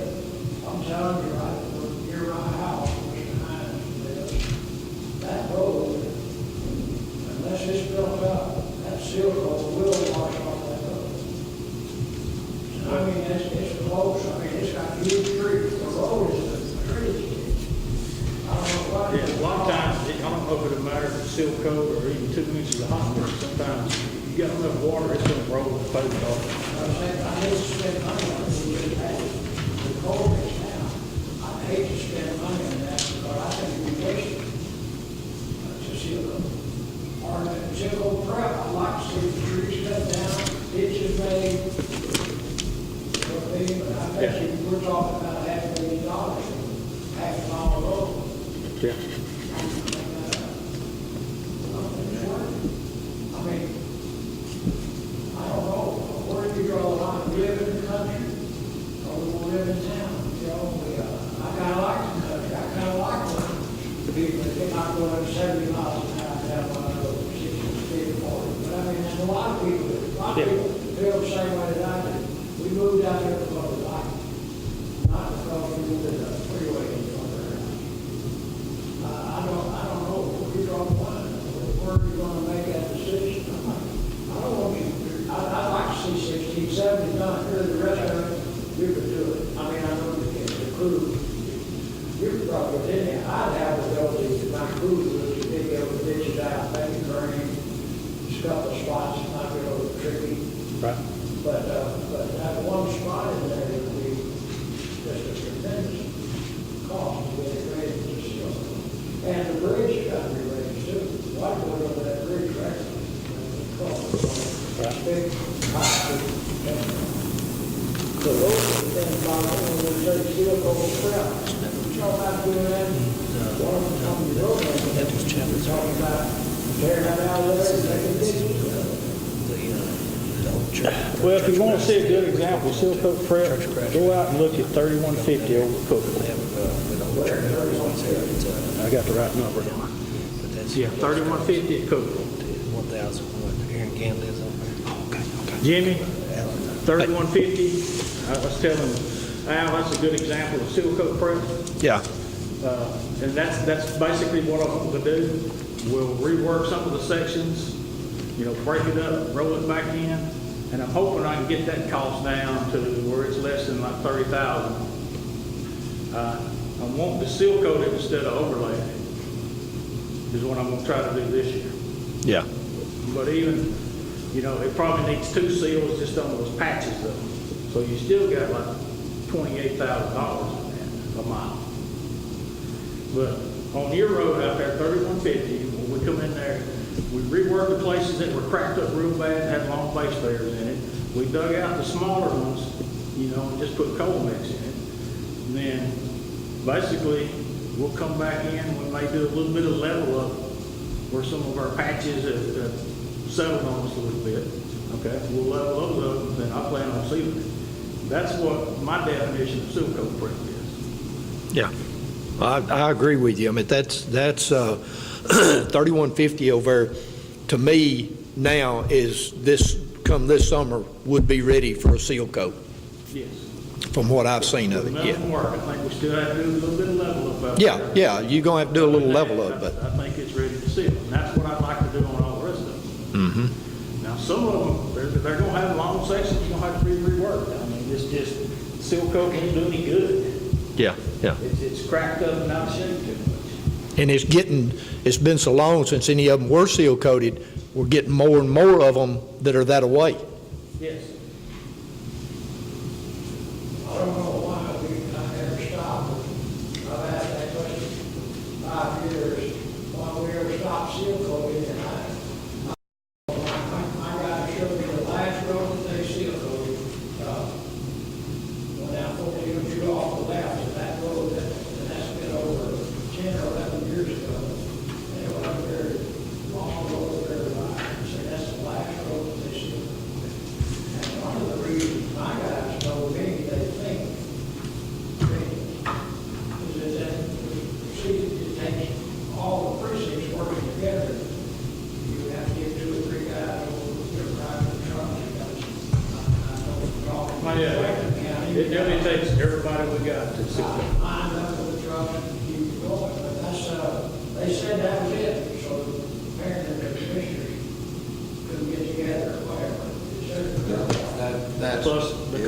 commissioners couldn't get together, what caused to stop seal coating was the price of oil. You couldn't afford it. I know all sand better than seal coating.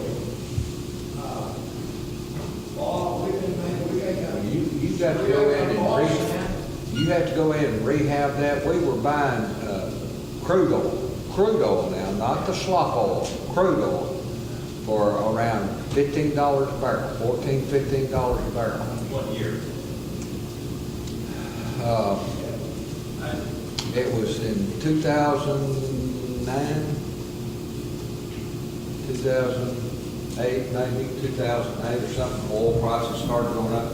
We were doing around 14, 15 miles of road a year. And we'd get one big precinct. I mean, everybody came together, everybody had their jobs, and we could do, if we had a good day, no rain, or any problems stop us, you could do up to 3 miles of road seal coating a day. But you had to have, we worked all winter, just what he's trying to do here. But you got to start this year and get it ready for next year. You can't wait. Yeah, you and gotta do it now basically because You you're need to be full. doing your prep a year in advance when you see. You got to do it a year in advance. But if it don't set up in what I call cure out, if it doesn't cure out, it's not going to hold ground. And that's a question, that brings a question to my mind, Roger, is that reclaim that you're putting in some of those spots, do you think that stuff's going to hold? Is it going to settle up totally, or is it going to give and we're going to have problems with that spot again? Well, I don't know that answer yet, but I think what we're making is going to be good enough it's going to hold, from what I'm seeing, okay? That you're making, we're talking about, we'll see if it works or not. How does that compare to cost to fly? What we're making right now is free. Not free, I've seen this guy working up and down and hauling and driving around, and I got crazy. It's not free. The oil that we're getting right now is free, and, All this, yeah, you get all. cleaning out some tanks from Ergon. Yep. Bunch of their waste oil and oil that didn't meet the specifications. They used to, now years ago, and you live here, you might have had some family, you didn't live here at that time, but you could get all what they call the slop oil, get all of it you wanted. Used to for nothing. And Ergon contacted me last year, or in 16, and said they had some, and at that time, I didn't have the ability to do, anything with it. And I told Jackie then, I said, Jackie, I'd love to have it. I said, I want to get back to trying to seal coat some, but right now, I don't have any way of handling it or anything else. And so. Can I add something about the flex space, what you were talking about? We've used it for years, and it was brought to my attention that nothing sticks to it. And I was like, no, you're crazy. It sets up like concrete, and we've been in there, we overlaid over the top of it, and we used to do roads like that a lot. But once it was pointed out to me, and then I go to look, and all of that stuff is flaking off. Nothing's sticking to it.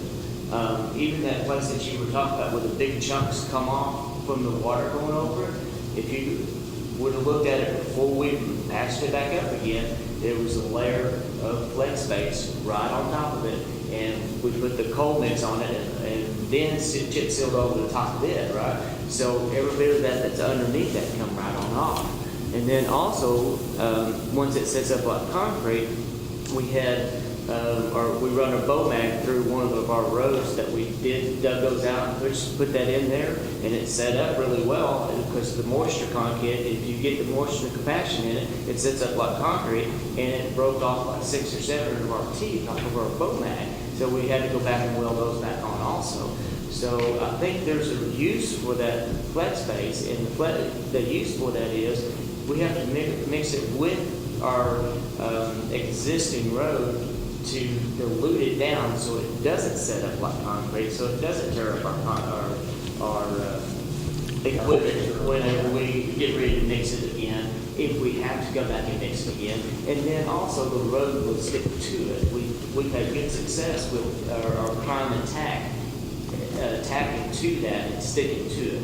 I mean, once we primed and tacked it, we've had some cars go out there and spin out like they do normally on our cold mix and stuff like that, dig holes.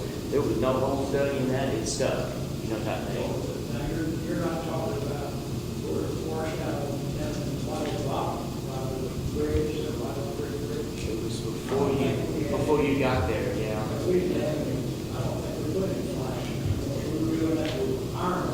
Well, this had a layer of fly ash base right on top of it. It went down to that fly ash base and everything above it, which was the cold mix, and then the chip seal that was on top of it, all of it come off. So we're, It had some soft spot before we had. yeah, and maybe in one of those soft spots that was dug out. We didn't do it as The whole thing. Yeah, no. You could definitely tell there was a layer there, and the water, like you said earlier, the water is gonna have a hard time, or we're gonna have a hard time keeping the water. It's pretty powerful, it's gonna take off stuff. But I really feel like if had that not layer of, that fly ash base been there, I think it would have rolled off a bit. I don't think it would have been. I don't know, in the soft spots, where we started using fly ash and started watering. I mean, we would pack it, take the little packer we had, and pack it, and we would water it, and we would wait. We get dusty, we would try to wait till we got enough rain, we got it back down. So any of those soft spots have come up to my knowledge. No, they haven't, but, I can show you picture after picture. There's lots of photos that I've been taking as we've been, taking care of complaints and stuff like that. I would drive by one and I said, oh, there's where that stuff's coming off. So I would stop, back up, and I can show y'all 100 pictures. Well, not 100. There's several pictures that I have that the cold mix that we've been doing, just like that. We could put it on there after it cured out, it's coming right off. We y'all did one road that y'all put it really thick on there, and I thought, there's no way that's coming off, you know, that thing. Yeah, just right before you. 1695? Yeah, I think that's right, yeah. Off the right, we did that. Uh-huh, Where's that all go? that's right. And I thought, well, we won't find anything down there because it was so thick, there's no way that has enough, unless water or something probably, but sure enough, we went down there, we measured it, it was 1.5 inches thick, and Cold mix on top. with cold mix on top of it, sure enough, it's coming right off. Yes, sir. Well, I asked you about that, holding up. That's what we done out there on that 4550. I asked the guys when we started, because we had got that good flex or reclaim from out there that was kind of sticking back together good and all. And I asked them, I said, have y'all ever gone in and ripped up and put reclaim or anything back in there? And they said, no, we've never done that. And I said, well, let's try it and see how it works. I am still very pleased with the way that road is holding up and the way it looks. Yeah, I think we'll take the Mowing and we chill up the existing road, and we look at it, see what, whether we're dealing with clay, sand, or how much existing material we've got. We can add either fly ash base to it and mix it with it, or we can add wrap and fly ash base. So I think, we've got different components we can add to have strength in the road. Yeah. Now, and I think we can get our costs down where we can go back and chip seal it, where it's not costing us, maybe less than 20,000 a mile, but it's going to take a little time of, setting it up, compacting it, and that's, what our issues are now is once we get it tore up, now we have to get the compaction back in it, otherwise, if we don't compact it, it's not going to stay. I think I've said that for years, and we've talked to Mike about it for years, we need to compact it. And we were adding 25% emulsion with water for the full layer of depth, like 6 or 8 inches deep. It's asphalt. It's asphalt. It's, in this case, It's legal. it's 25%. Right, 25% liquid asphalt with mixed with water. Well, what precinct 1 and precinct 3 had run in, and we I can show you places in my precinct where it is. If you could, some way, not have the big heavy dirt trucks, the big oil equipment and all that, those big trucks that go down that county road, they're gonna tear it up, period. Yep. Chicken houses are gonna tear it up. But that's how people make a living, and you've got to keep those roads up. We did it over and above on that 3350, is it 3250 on there? 3350 is it? That has the chicken houses down there. 3350. Because we knew that the chicken houses were down there. We compacted it really well underneath it first, and then come back and mix our own coal mix on top of it. And so far, even through this freeze thaw, we went out and checked it earlier just to see, where we're at on it. You can see where the trucks have been driving down it, and so far, it's, and I'm sure there's gonna be some type of base failure in there eventually, type thing, but so far, it is absolutely outstanding. We get them 4 or 5 weeks, 100-degree days, you can go check it, you'll We'll find see out what real happens, quick where yeah. the weak spots are. But we put a lot of asphalt in that, underneath it too. We were mixing it 25, 75. 2575. There's mixture as we were building it up. So there's asphalt underneath in the base work to build up to before we put our mixed our coal mix on top of it, which had the 25-75 mixed in it with also. 3350. 3350. Di Francisco? No. No. That's the one that voted that was the worst road. We only did. Di Francisco Road. But here again, I think it did. and I know that they've been doing this because I've seen it, but fixing your drainage, if you need to put a big culvert in, you put a bigger culvert in. If you get your ditches where they're draining, and we always, especially if we put a culvert in, we shoot that thing to make sure water's running, because water's gonna go downhill or it's gonna hold. And Get we your actually- ditches done, get your base done, and get it cured out, then you're ready to seal coat. We actually added a cross drainage structure in that because the water was doing nothing, just running across the road. We added two. Oh, two. Well, we replaced one. Replaced one and added one. So we actually went down there to make sure that all the cross drainage structures would handle the water. There was one of them that was rotted out, I think, or something. But we went ahead and replaced it and went ahead and added another one where the water was just, it had nowhere to go across the road. So we went ahead and added it. You got to get the water away from the road, and I've seen it several places. I just went by that looked at what y'all were doing. It's, that you got to get the water away from the road, period. I don't care what you do. Yeah, we kind of limited on how much of a ditch we can dig, just because of all the trees and stuff that are on the right of way. Yep. Yep. We got a lot of culverts, you get lost. Yeah. I still got, there's one out there that I didn't even know, a little bit of rock on it.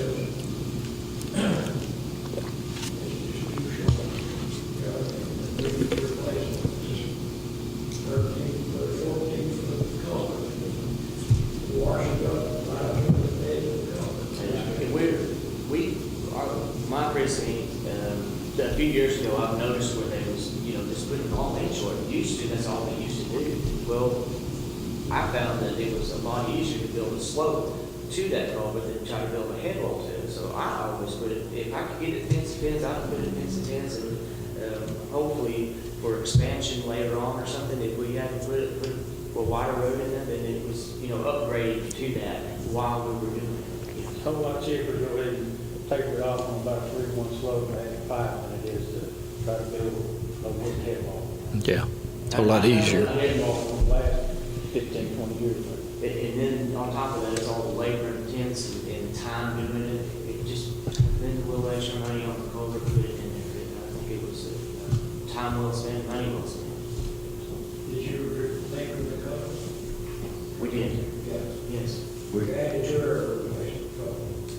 The one that we added or replaced, we went all the way up to the fence with it, I think.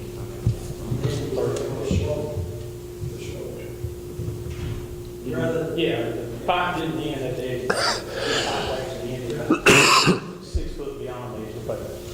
That way we had plenty of room to slope in there, kick the ditches out there. And if we get a 3-to-1 slope on it, that means that the grass will hold in there, and it won't have the tendency to wash away. That just got about 6 foot either way before it gets to the edge of the pavement. Look at some of them, I built, well, most of the walls I built,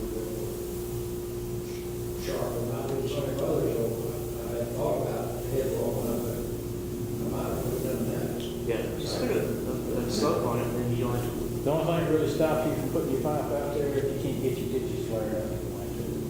Biggest problem you have, you got woods, and some of those roads are so narrow, you can't slope it. Pass it right away. No. Then we sign more agreements. No, it's kidding. That was a joke. No. Can you kind of explain to me what is your short and long-term philosophy? I think I understand it, but I'd like to hear it again. And how does it differ from where we've been in the past? Well, I think when you quit seal coating, that was, you never should have stopped seal coating. You should have went ahead and found the money for seal coat, or at least spent part of the money that you had on seal coating. Seal coating is the best preventive maintenance measure you can take on the road. You keep the water out of the road, I mean, water is basically the enemy.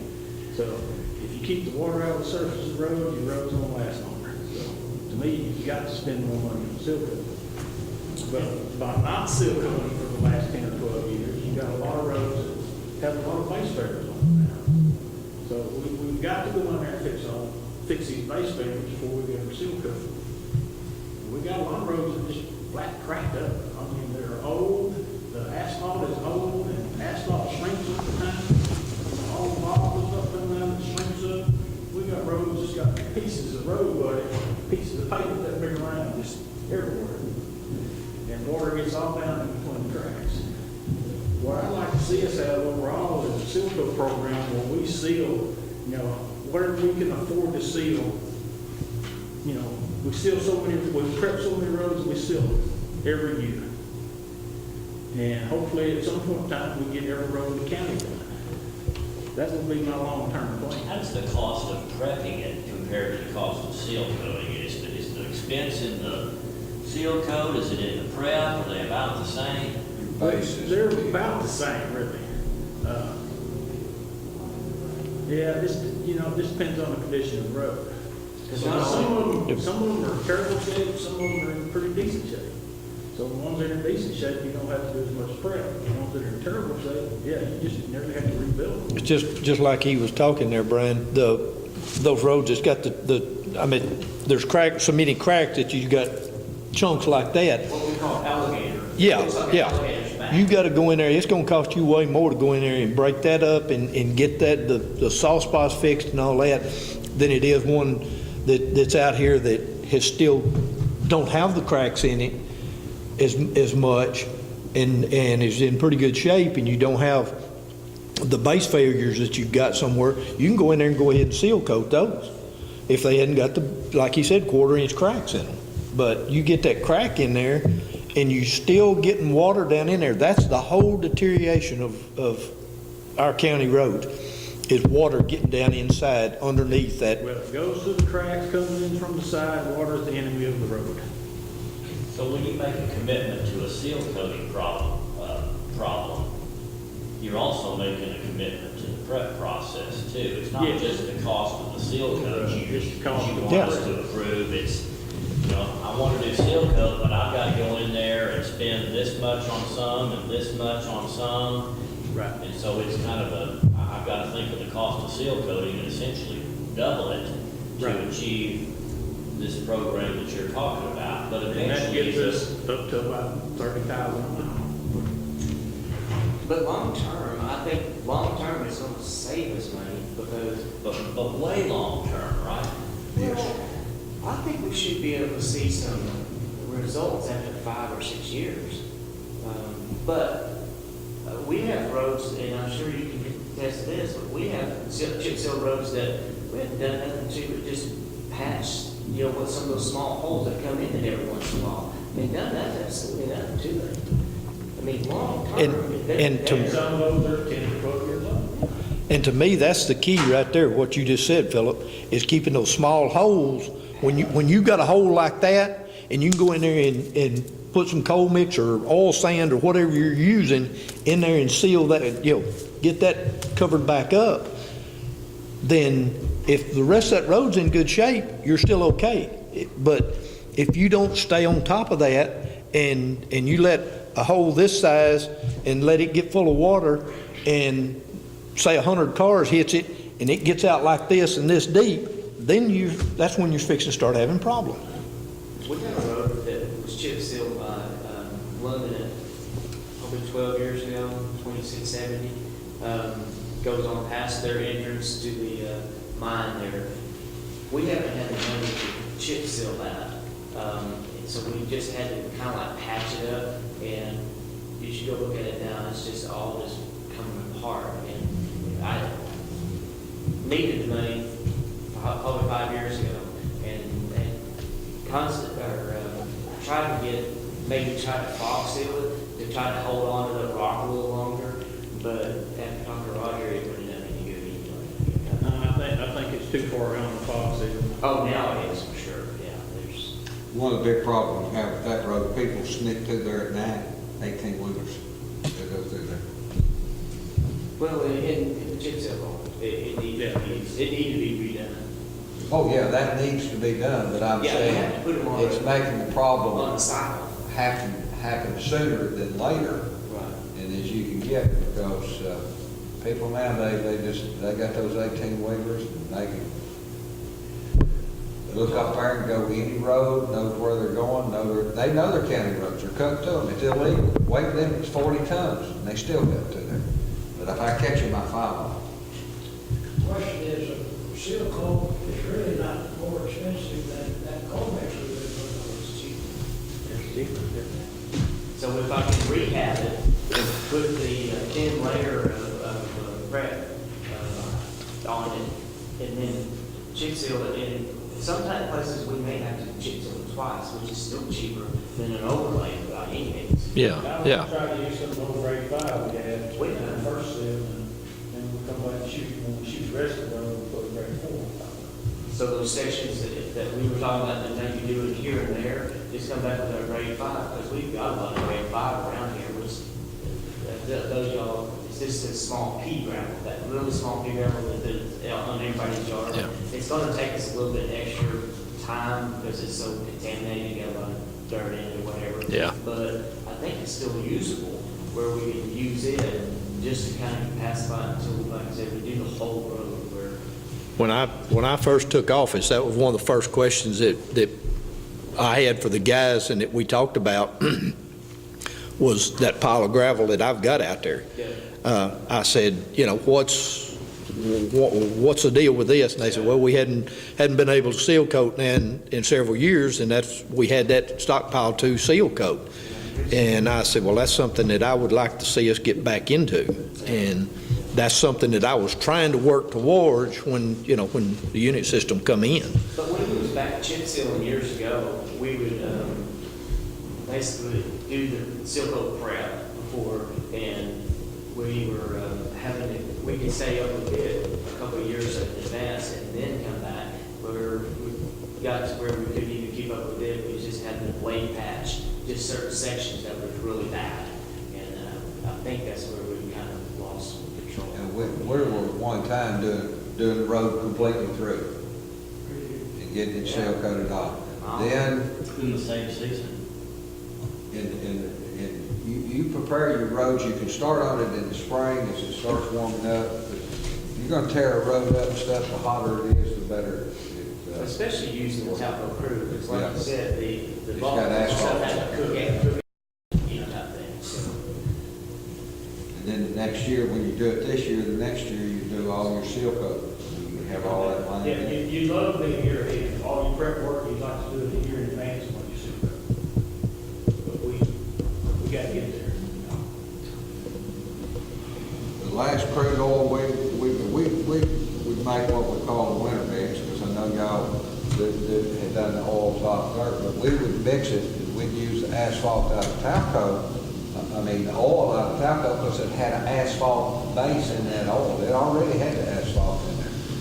We'd mix that with that sand and stuff, and we'd put it under the shed and use it to patch with during the wintertime because you could shovel it. You go out there and, I don't know, you need a pick to get some of that apart. You said we quit seal? Sir? You said we quit seal coating because the oil was so high. The oil, Seal coating was cheaper than oil. but you gotta prepare your road, and you may have to get some asphalt to fix the place. You would.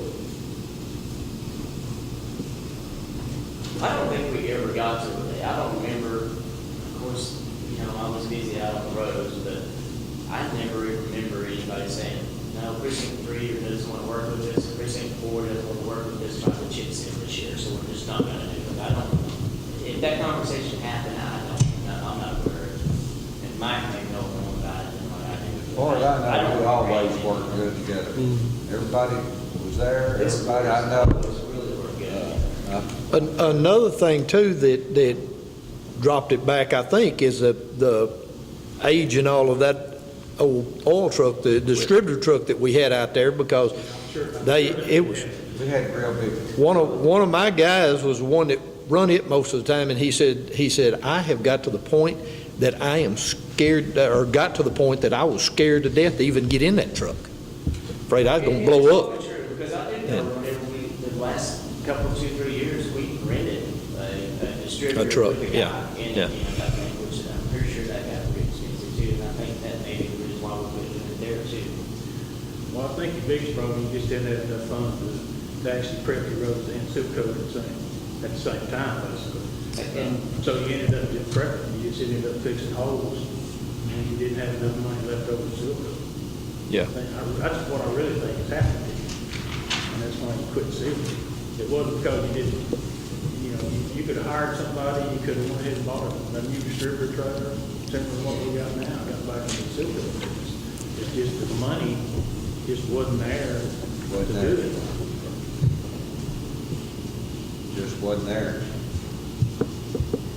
And I know that us in precinct 1, the old trucks were the only ones that we had. You know, precinct 4, we also had computers when you first come in, right? Yes, but they were at the point that you know, it would have cost way more than what the things were even worth or what they brought to What the you know. Davis is like that now, and then we're trying to revive the other. I don't know, that was hard to do, so. Have we done any seal coating this year? No. No. Within the last 12 months? No. Okay. You've been doing prep, basic prep, or seal coat prep We work? did a little fog sealing out, what was that, Hope's Landing? We did a little fog sealing out there, but they didn't, you don't put rock down in the fog sealing. We used the distributor truck. So, no, we haven't shot any seal coat. You know, the time we got the distributor, we were using tack for overlays, and that was about it. You know, cooler weather got us, so we never really had an opportunity to seal coat. So we were trying to attack these areas that we had. And that's the answer I would have expected if you told me you had to prep this year, seal coat next year.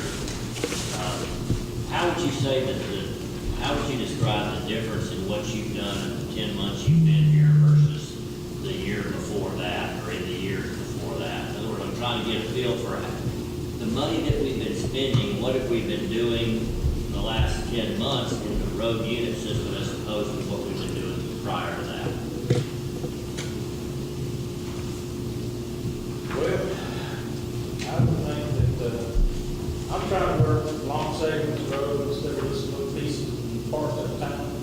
And I'm thinking that, you know, we're putting more money into what's underneath the road. I think we're doing more of a permanent fix or a longer term fix than just, you know, smearing some material on top and camouflaging. I know y'all didn't go in there and rework long sections and all that much, I don't think, kind of like what we've done. When we scarified and used our grid roller to break up the material, then repacked it back in. On what we really had compacts anything 6 or 8 inches deep. You know, that was the whole purpose of the soil compactor, to be able to compact something that's a depth. And I think that will give us more of a long-term solution to a lot of these failures that we've been working. So that's the way that's the big difference I see in what we're doing now and what's over there in the past.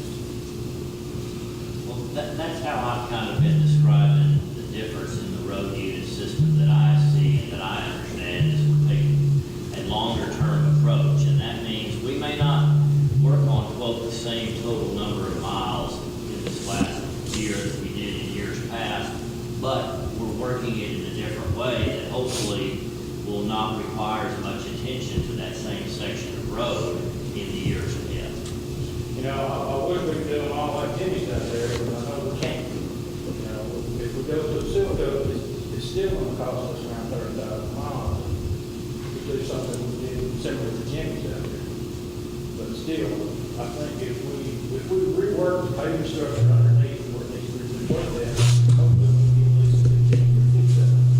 So we can get into an opportunity where we start seal coating all our roads on a 15-year cycle. That's where I'd like to see it. I'd like to see it less than a 15-year cycle. But even with 15-year cycle, you know, that's why I was asking for that other $1.2 billion. I think to get to that, we've got to be able to buy a lot of here. So right now, we're looking like 25-year cycle.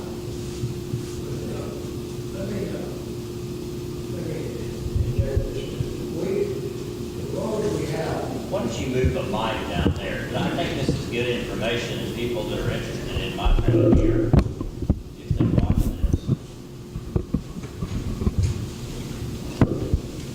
The difference is, a lot of our roads, I'll take an example, everybody, you might not know it, from Piney Baptist Church, Piney Baptist Church. You turn off at 1670, which is a cut through between Green Hill and thing. Piney, you go down to Piney, the church is, the cemetery, it dead ends, you take a right, and it goes around, no houses, Leonard Rockwell and one other house, and I don't know, it must be 2 miles.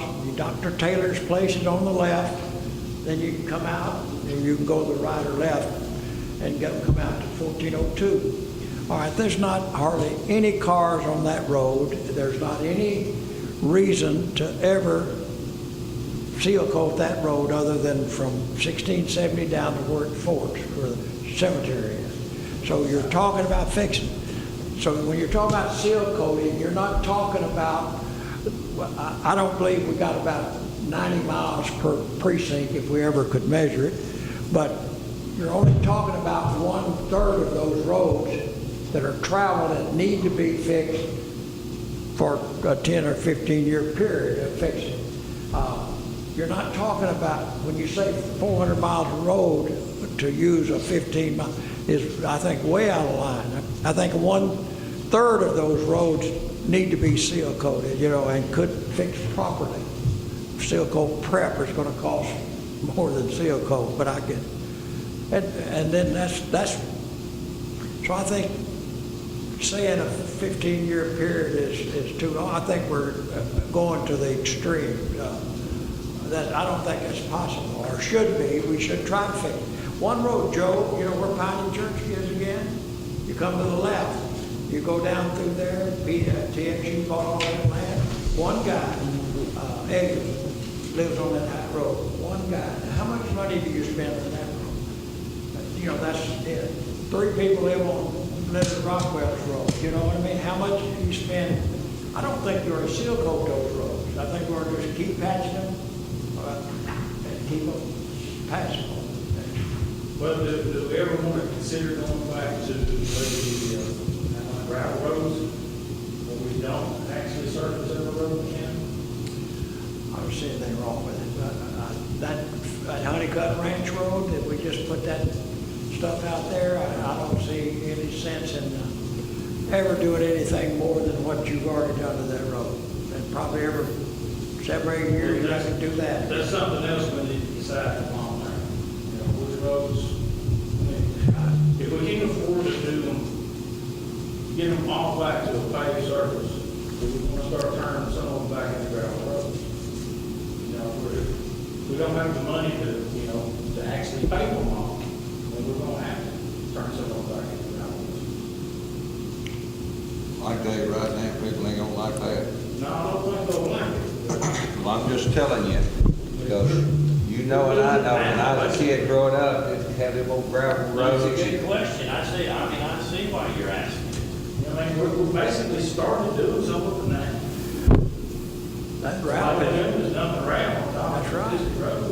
We're basically I turning mean, some gravel roads. if you're gonna identify the 50% or 40% or whatever roads that need a seal coat on a systematic basis, in your opinion, out of that 400 miles, what kind of percentage would you like to seal coat? A third?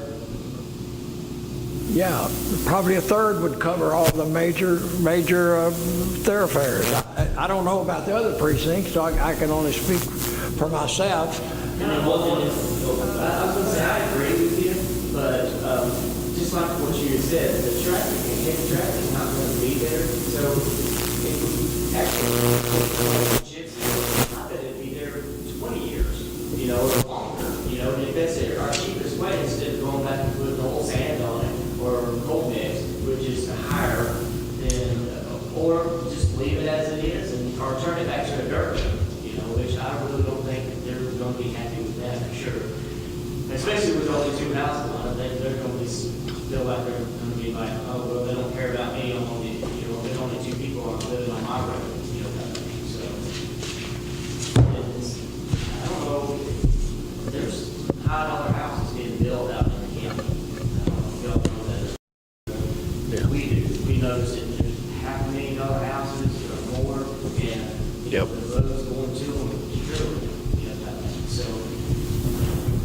Maybe that's one of the ones that we need to identify. Well, there's some high-dollar houses now, so maybe we need to get down there and get them. I don't think that's a philosophy either, but.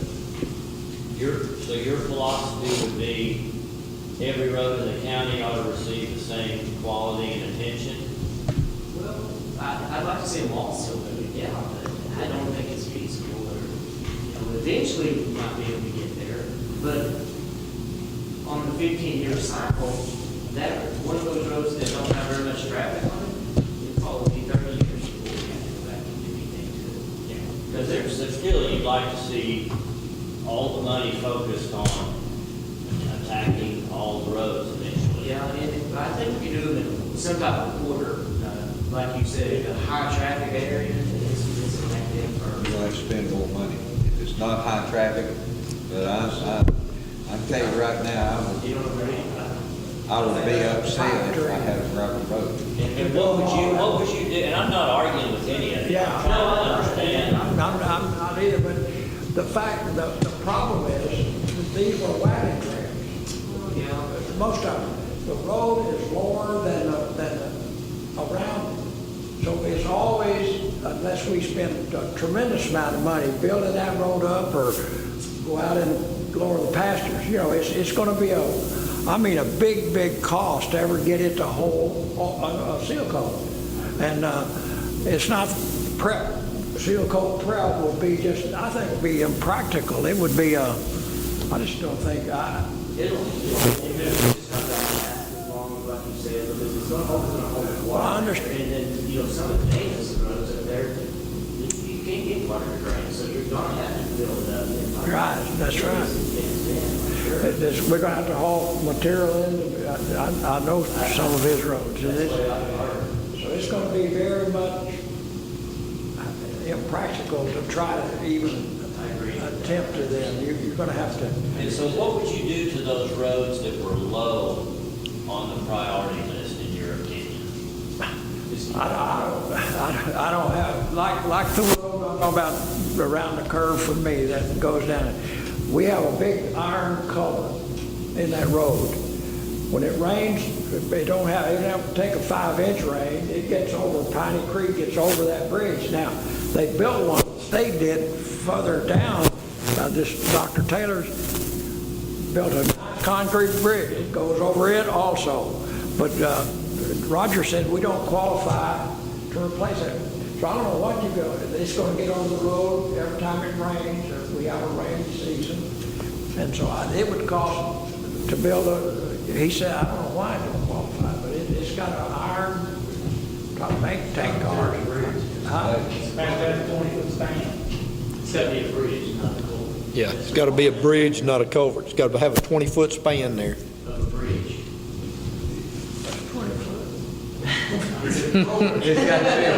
It's got to be a bridge there. We did a total of 32 bridges in this county. Yeah.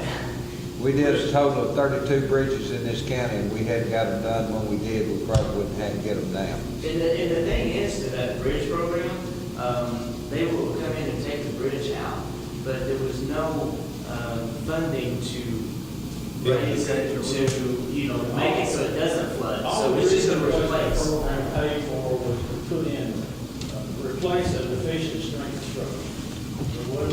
It wasn't designed to improve the hydraulics. Okay? If the county wanted to improve the hydraulics, they had to pay for the additional expense to improve the hydraulics.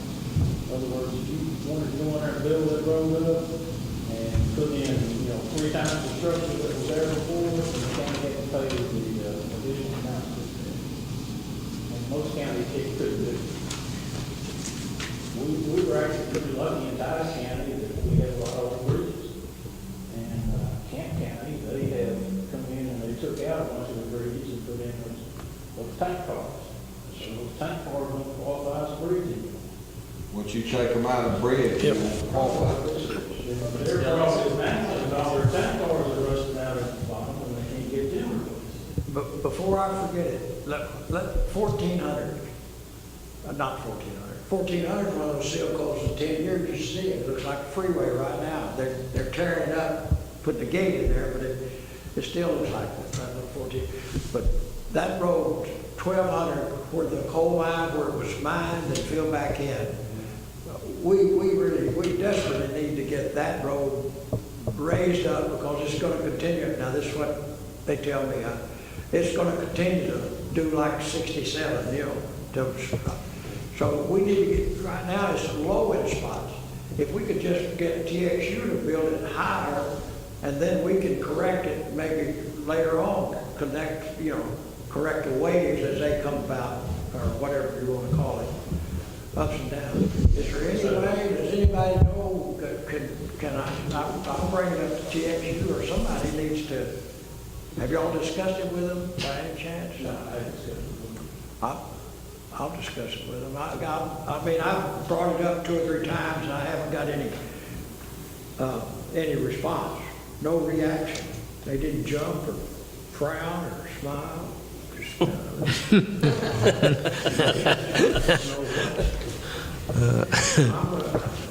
think we should. Up in that, What I'm thinking is on that, even in 67, if you don't notice, where it has that big pond right there on the left-hand side, that pond wasn't there whenever they got done. The road is way built up on it, 67 is way built up on it, but the whole thing is sinking and it created, the whole ground around it, and that's just what created that pond. And I think that's kind of what's happening over as well there too. Yeah, there's places out there on 67, the whole world's on down, and it's actually water standing on both sides of the road. There's not a culvert, you can't get out. they said it was settled Enough channel out.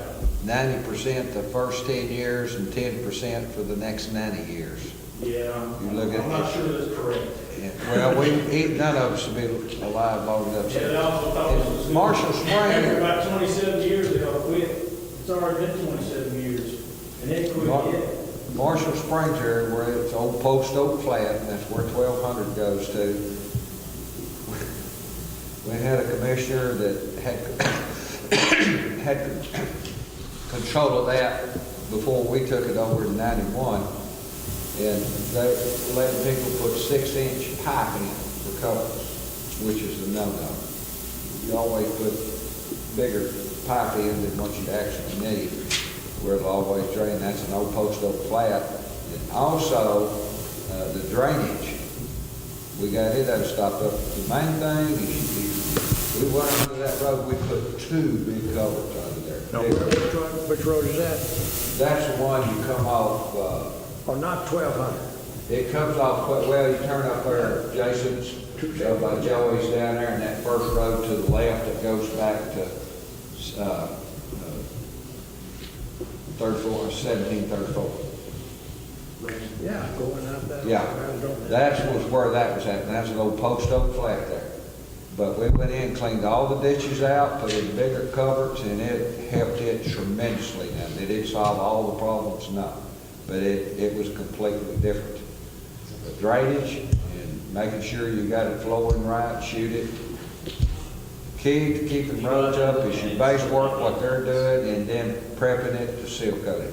Once you get it seal coat, you can forget it for 15 years.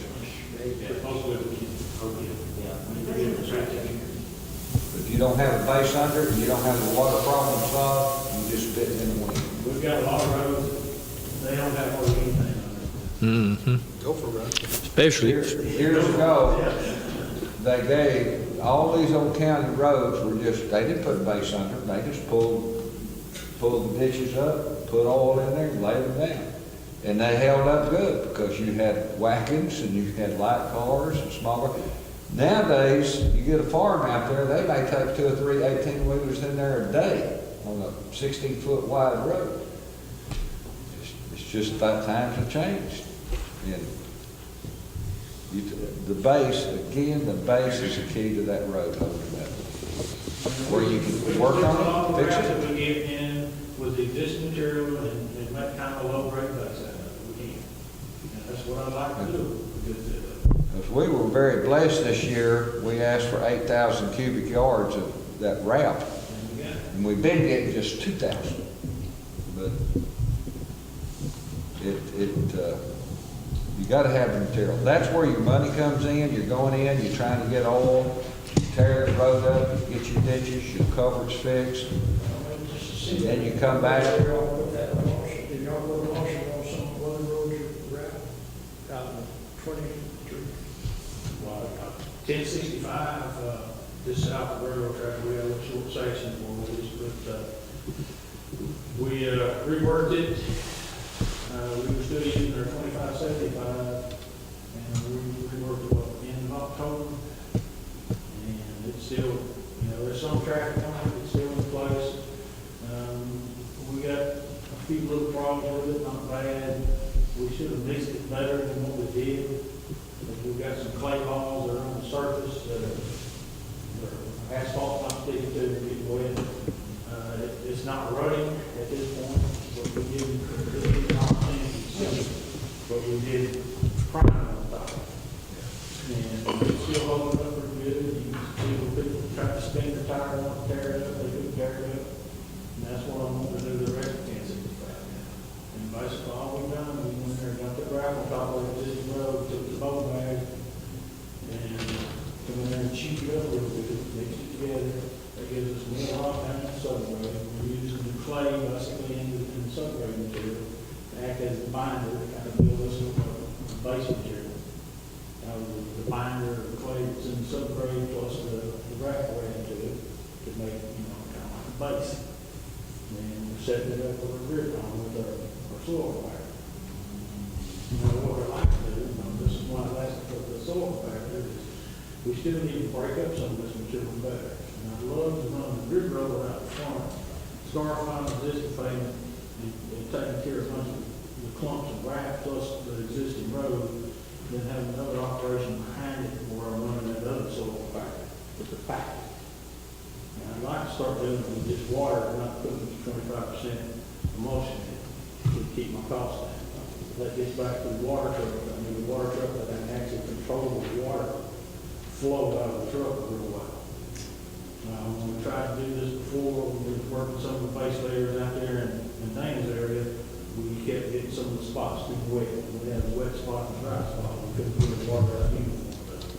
That's why I want the water truck that actually has a system on it so I can control the water better. Another spot we did for you, but when it was that house, they flooded it. It was wet, trying to get it dried out.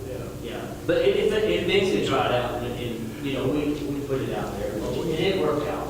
We took one of precinct three's oil trucks and made that a water truck. It was very, It basically just dumps it out. Just floods it, yeah. And we've got to be able to control it so it doesn't flood it. So we get, use the material a lot faster. you're not gonna control it in those trucks, but Now it's hard to tell. I mean, we try to build a spray bar, build a flag, still once the level starts going. It's too many variables there.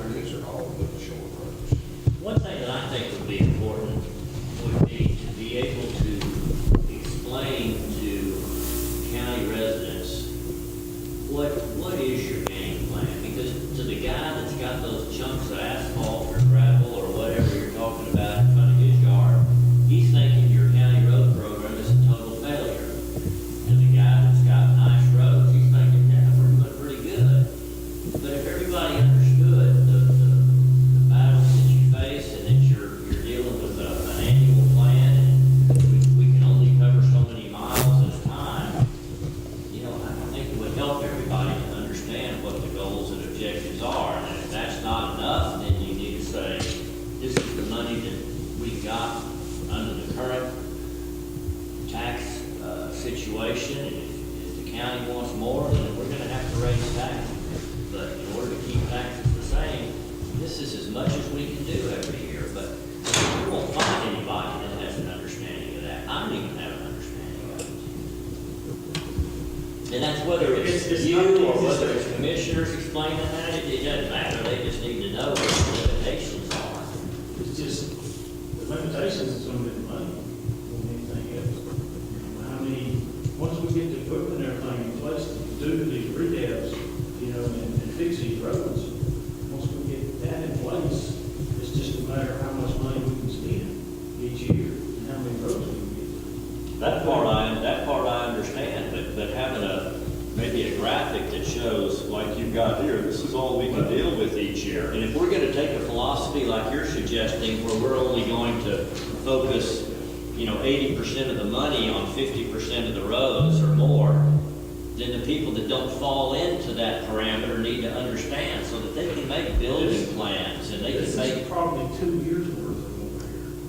But Yeah, you look at it and you go, the average guy's gonna go, this is all you're gonna do for the next 2 years? Well, that's gonna affect my plans if I'm thinking about, building that $500,000 house and I see, well, I'm nowhere near, having my road fixed, whereas in my mind, I'm putting a $500,000 house out here. I ought to have a good road out here. yeah, and I think if we did have a lot of good roads, we could get more $500,000 houses. We could get more retirees coming to town. But we got to spend money on roads. I don't know. how valuable is a retiree coming to town? I'm not sure that's The taxes are already going. Not coming to town. The taxes are already going.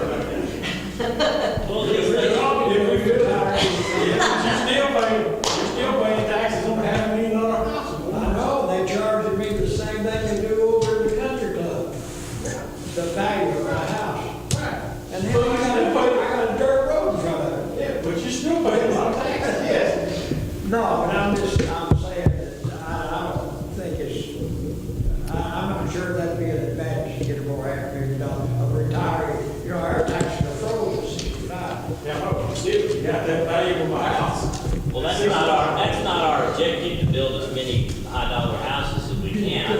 I think the objective ought to be to define for residents here where you can expect future development, so that they can make their plans based on what the future development I would is. love for us at the end of this meeting, have a 3-year plan on what we think, what roads we're going to work. Well, let's move forward with that. I think you tell me. May I ask a question? Yeah. Has the court given the engineer any criteria to prioritize roads? I think you get close to it, well, got to me, is how many cars running down the road today? Do you have traffic counts anywhere? We don't have any traffic. Okay, well, then what about, the number of houses on the road? Or just something, because. The answer is no, we haven't, and that's what we need to do. We can't be critical of the decisions that he makes if we're not giving him our wants or That's exactly my point, I think, once you have Yeah, we're gonna trust him, If we wanna tell him, here's our priorities, he'll make those his priorities. But I like for all of us to agree. You know, I would want to come out of this meeting with roads and river too, and the You priority. need a policy right up, you need a policy right up there. Your county, what does a counter cost? Depends on how high tech you want to go. Some of the newer ones, I know, Rubber are hose. $2,000 a piece. I'm talking about those old things they lay down in the road with a box over here, every time a car went by. I don't know if they make them anymore. Where I got a lot of my counts on some of my roads, I knew they were busy, was from the state. They had a FM road. They would put it- And they used to, I swear they used to count the county roads that came into the FM road. Yeah. Apparently they don't do it. They had one, years ago, they had them where they'd cross. I could go up there and look, y'all had them down from off County Road 2400. Right. And it showed you exactly how many cars went on to At the 899. intersection with the farm roads or any other highways, the county board, they had to count, I think they counted them every 2 years. Apparently they don't do that anymore. Okay. Well, I haven't seen one in the last 3 or 4 years. I used to look at those all the time, because we had over 2,000 cars a day when 2500 was shut down, going from, I call it Farmers Academy Road, went through there, and there was over 2,000 trucks a day going down that county road. But I called Rebecca Wells, asking her about it. Apparently they don't do those counts anymore. Okay. Asked her if we borrowed- Well, I knew I hadn't seen any They wouldn't let this me borrow past year counters. or the year before. That's what I wanted to do, is borrow some counters, and I never could. No, they won't let us borrow counters. Yeah. I'll send you the information where you buy them. And Yeah. from what I was looking at, I mean, these things are high tech now. I think it'd be Mm-hmm. 2,000 bucks a piece. Yep. Roger, what, and I know you probably looked into this or not, have you looked up what the miles of road we have to compare to other counties, what they have, what they spend on per mile of road average? Yeah, I don't remember the exact numbers, but we were looking at the counties around us. Spend a lot more money than we do, don't They they? spend more money per mile on their roads than what we do, except for Red River County. Well, Red River County, you know, you spend a lot of times, they don't even have a dog in the fight, they don't even have a dog. They're so poor over there, I don't think they'll ever. But Franklin County spends more money per mile, Camp County spends more money per mile, and North County spends more money per mile. Than we do. Yes. Okay. All over the lower Red River. Drainage, base, you gotta have money. Are you saying that they spend more money per mile because they are not as efficient with how they work that mile of road, or they devote more money to cover repair and maintenance of more So roads? they devote more money. It's just based off look at, y'all look it up, you go to TAC and see how many miles of road they have. You go to each county and get their budget for the road and bridge department, and look at how much money they've got in their road and bridge department. Just divide it by the number of miles they have in their county. Where do you see those miles? Texas Association of Counties website, They have a mileage on there? they have a mile. Every county. But you gotta go into each county website and figure out what their budget is for the road and bridge. It tells you on tax, I've got it broke down, all the neighboring counties, The percentage of the budget for road and bridge. And you gotta be tricky. Hopkins County had a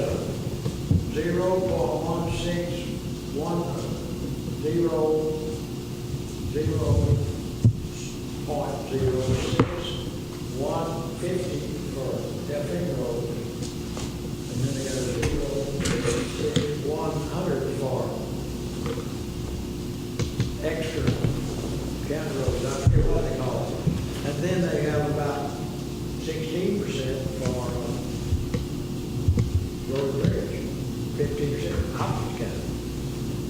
That put them at about 18%, and we're about 14%, somewhere in there. 14% of what, our total budget? Yes. Our total M&O or our total budget? No, out of our M&O. Okay. We're, Well- we're pretty low. And I would believe that. I mean, I think that's where we've been cutting corners for years to keep our expenses down. And that's why we find ourselves where we are today. Let's get, I know you got work to do. Let's work on this. I mean, this has been helpful to me, and if we need to continue to continue this, we will, but let's try to get some direction here. I'd like to agree, at least look at about 10 miles per year right now. I'd like, hopefully we can do more, but I'd like for us to pick out 10 miles road. I don't know if y'all want to work pieces and parts, or, when you got a segment road, like, here's like 3240, or do we work that segment from 1,001 all the way back up to 1402, or do we start breaking it all into pieces and parts? I personally like to see this get a whole segment from like 1,001 over 1402. Those 3.1 miles. That's for seal coat? Seal coat. Seal coat and chip seal, the same thing? Yes. So this is a chip seal proposal here. This doesn't really include reworking of these roads.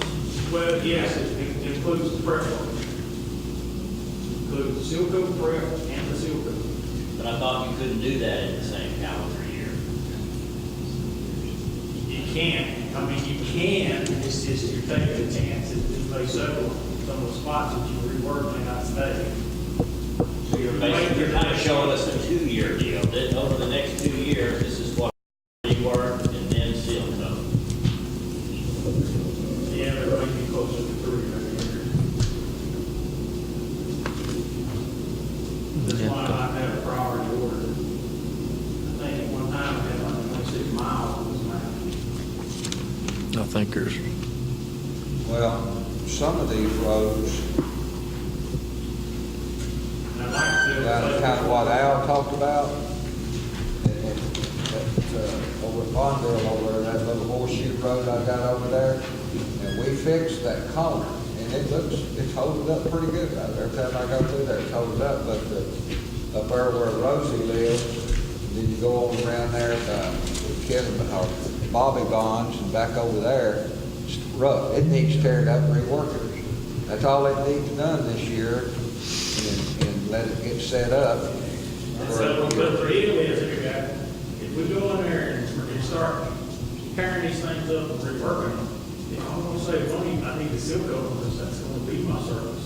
I'm gonna put Okay, those. but I'm gonna say it takes a year for that to set up before you can even seal coat. Because not all of it needs reworking. What I'm saying, just work those areas that need reworking. Because we fixed that corner down there 2 years ago.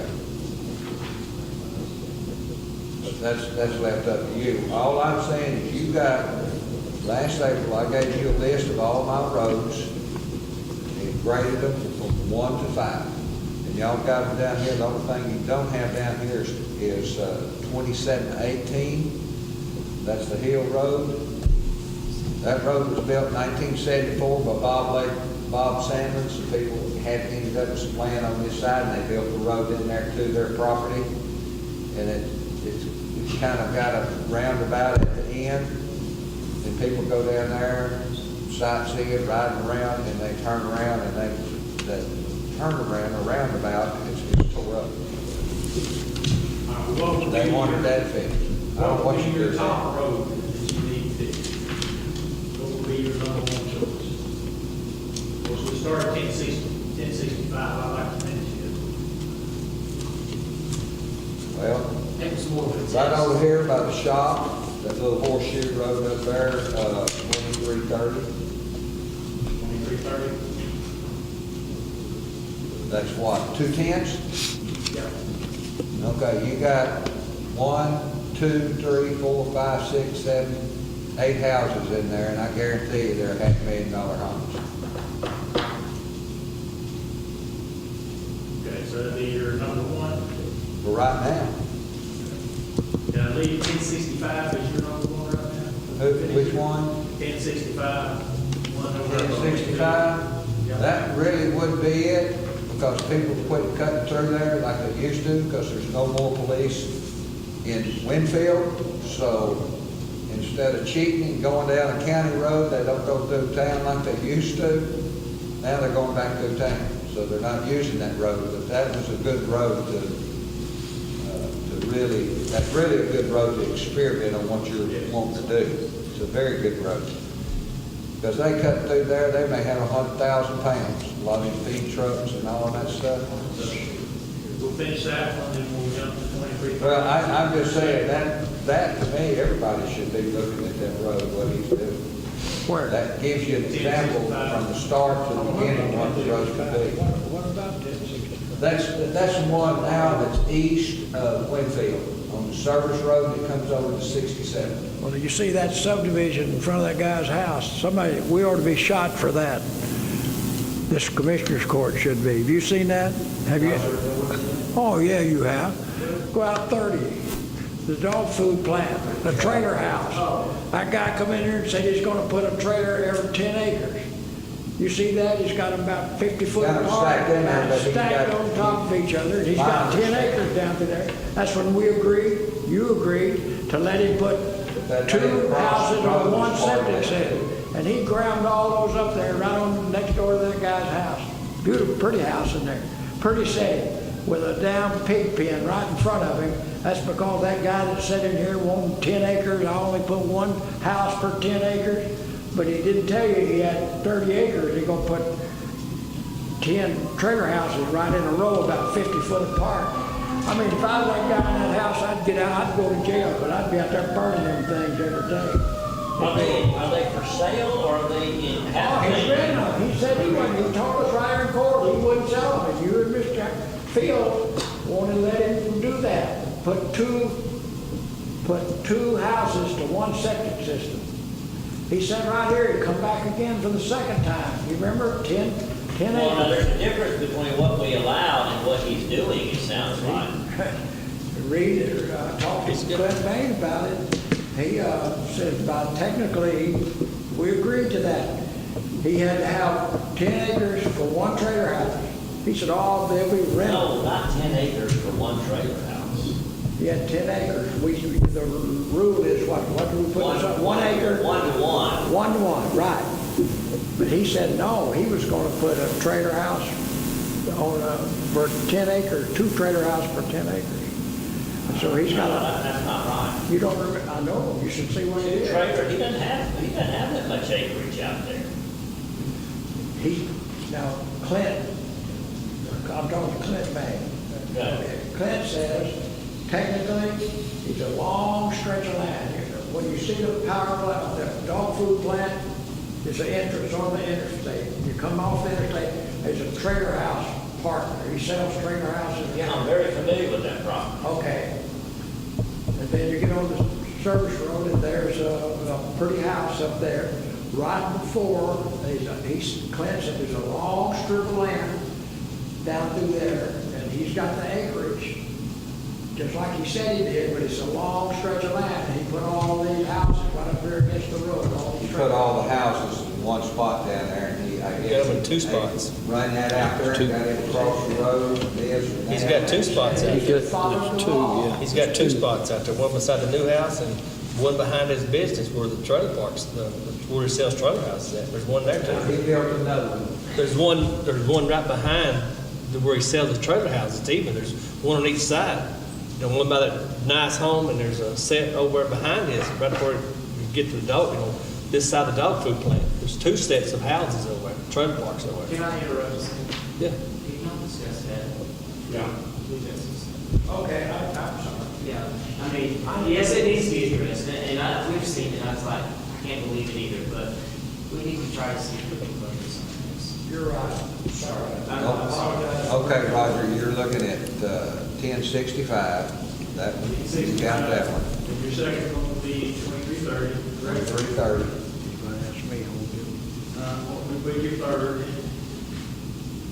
Then 2470 is the one that goes up The chicken houses? to the chicken houses. Okay. Is that Mark? Sir? Is that Mark? Yes, right here. 2470. Did you say? Oh, I see it, Hey, Mike, did you say you wanted to add the 2718? I want to add 2718 just at the end. It's terrible down there at the end. I got you. It wouldn't take that much to fix it. Sorry. And then 2640, that's the bond, what I call bond bill. Then 2910, that's the road that's, go past Blodgett there, and it'd be the first road goes over to Franklin County. What about your part of the 1200? 1200, You want it higher on your priority list, or? Now, hang on a Where is second. this? That put 26, it where Al puts it. How much, you don't have hardly any of 1,200, do you? That's Old Paris Road. yeah, from I know. 1220 all the way. Right here on the end. From 1220, you and I, we Oh. shared all the way up. And 5 miles, 1200. Partnership Road. On the other side of that, yeah. The other side of the bridge. Yeah. From 1220. Well, actually, it's down to where the big box stores are, just south of the big box store. You're not talking about it. It's a partnership road all the way from 1220 all the way up to 1250. Where's 1250? 1250 goes back towards, Roger, there's roads out there that just maybe have one bad spot. They just, 20, 25 yards long. They can dig it out. I got it. Several. Okay. Oh, man. Here, I found the mark on there. Yeah, that's down, that's just down. Oh, you got one mark here. on that 2640, what you were talking about, Mike. Yeah, that's, 2650 and 2660, they changed 3 different numbers there, so all of those should be the same. Right. 1220. But it was, 2640 would go all the way from, Goes over to that big tree, the Y in the road. that's, yeah, Stops there. it stops it.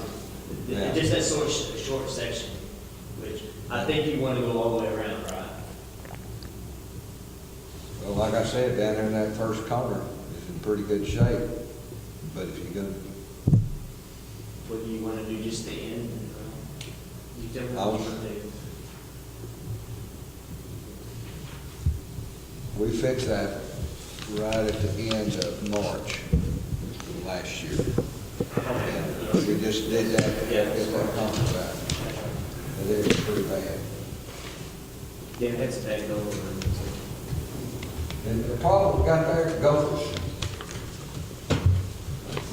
You can go down the road one day, it's just as smooth as it can be. You go down the next day, you got a fall in about that deep, about that wide all the way across the road. And we were looking to try to do all 3 of those together. What? While we're out there, 2300, 2640, and 2650. 2640, 2650, and 2660. 2660. And that's that little shortcut to the road? Yeah. Or is that- That horseshoe you were talking about up there. Big P's at Horseshoe. We marked it on the map. Okay. Okay.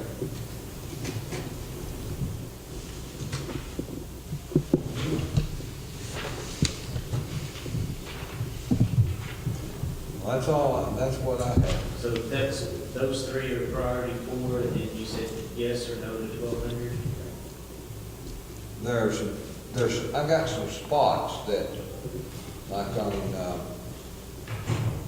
Ray Price Road. Over there, as you go through there, there's some spots in there that needs, may not be 25 yards, needs dug out.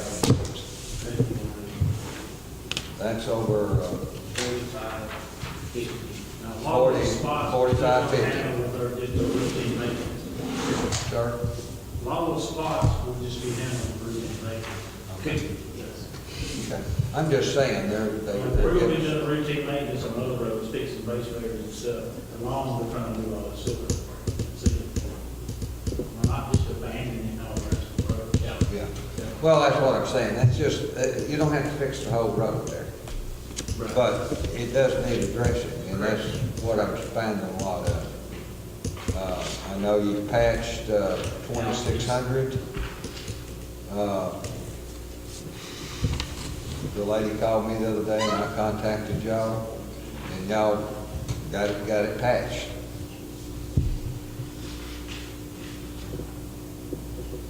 Did a good job. The lady called, and I said, don't call me, call y'all. 2718, you want it? Which one? Right after we do the horseshoe, Which one? 2718. 2718? Yes, sir, that's the one you added to it. It just needs that end fixed where people are turning around down there tearing it up.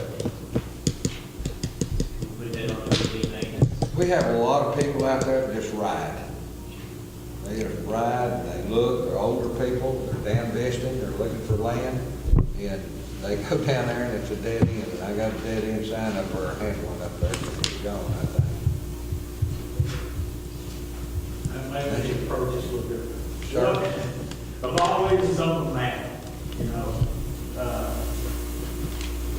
What's the worst one we've got in the county to be fixed? Just me and the ones I've been down, it's got to be in his bridge, there it is. It'd have to be one of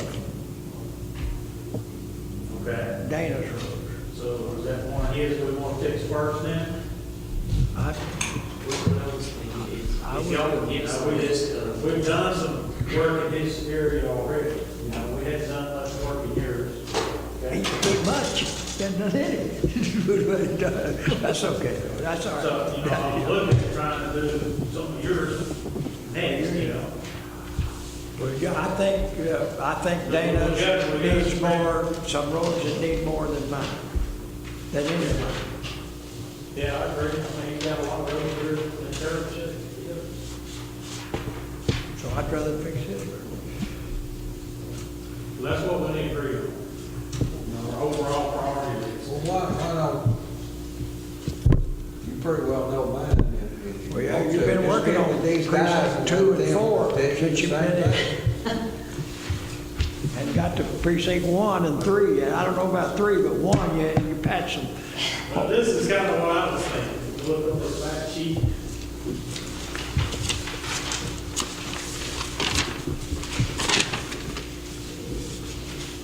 That's kind of what order that me and Philip kind of come up with. I tried to divide it up into 10 miles a year, and I couldn't get anything to balance out. You know, I couldn't get it where it equal to each precinct, got 2.5 miles of road or something like that. And that was my biggest problem.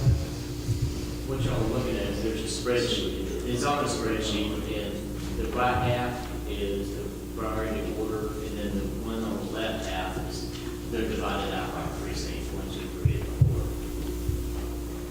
4. So horrible. So just over on the right-hand side, it's the right half of it.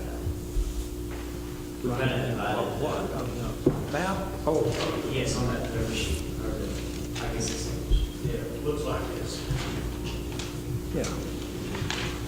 One down at the bottom. This one. We come up with these priorities, based off the input we get from everybody. Does everybody see this? Yeah, where's other, You got it, Mike? 16. Sheet? That's second sheet, right-hand side. This list over to the right.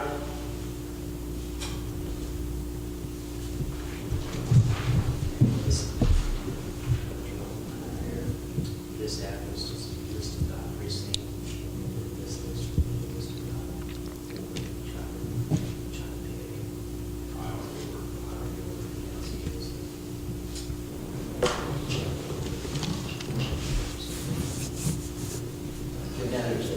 used to be heavy.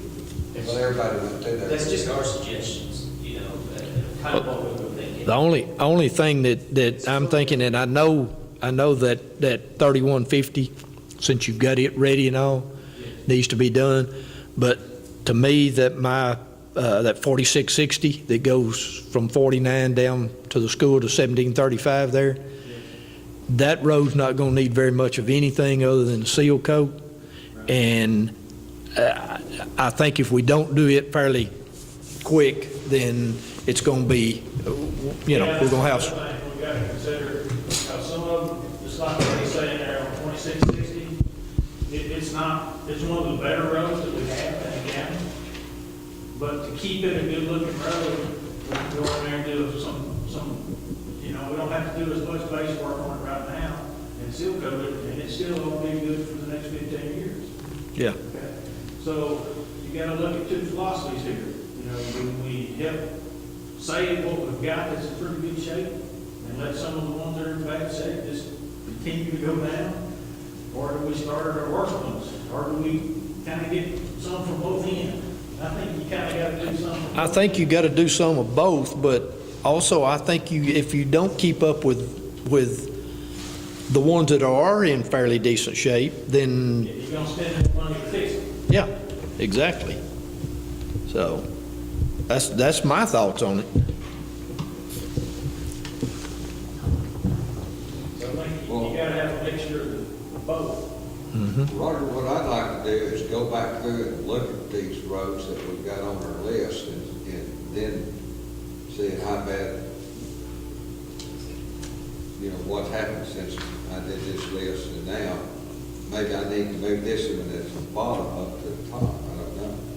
I look at them, but I really hadn't graded them like I did when I handed you that. And I wish y'all could all get the vehicle and go look at it together. And all of them? For our time. Well, we ought to go Just our all president. Uber drivers down there. I seen two mechanics 3 times here lately. Both mechanics driving a car. I said, damn, Roger and Philip drive together all the time. Does everybody have a Uber driver?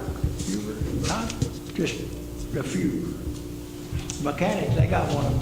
They go two at a time now. I said, man, things have changed. 1635. I think he's throwing it at you. I don't know what this is. I think he's throwing it at you. You got three. Roger, I can get back, I'd like to go down these roads and, what you guys find with me. But, I know there's work that needs This is to really be done. between Green and Old Man. Huh? Hartsville, it's in between Green and Hartsville. Where is that? 1635? Where's that? I don't know. You ain't said nothing. Huh? You ain't said nothing. You sure that ain't the road? You need to speak up. 1905, they go to. They won't change it. There's roads, they're the worst roads. Yeah. But go in, that's Like we fine. looked at the. I go around Sugar Hill in 1915. That says radio. Wait a minute. Yeah, right here. Okay. I can't think what's on that road.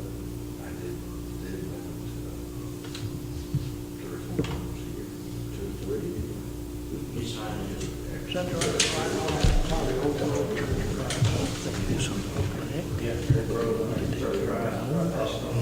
Okay.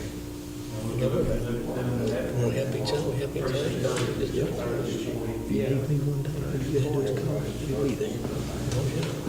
But there's some. Because with the steel coat, you don't have to have help each other. You don't have to. Like 1468 or. And he better get some of them drivers training back in trucks. If he don't, we'll have all kinds of quick. I told my guys, I said, I'll do anything, but I ain't backing that truck. I can do it, but I ain't going to and let y'all laugh at me. How many houses in that 1635? Which is more than half, Yeah. 22 inches. It's not much. I'm trying to think, there ain't hardly any houses. 2 or 3 down that curve, then you got that's it. One house. probably not 4 houses on that. I was strapped. Yeah. One time you concerned with, was it Lake Road? That's what they use 16, 17, and they used to use that one to go to the dead ends where the coal mine cut through, Reichert's house. That was a busy road. That's a long time ago. Because it went by Green Hill was a big community, so, I mean, there was a lot of people lived over there that the coal mine took out. That's the reason it was busy. Probably wouldn't be too busy now. Just like you got that 3240, you know, it's Well, not bad yet. But like I said, you chip seal it, it'll be all right. I don't know. 3350. Yeah, there's smart 3240. Right. But that 3210 is which is going to by Neville's Chapel Church. Then that Camp Langston Road, you know, that'd be that road there where that's, I guess, 3015, I guess that's it. Camp Langston Road.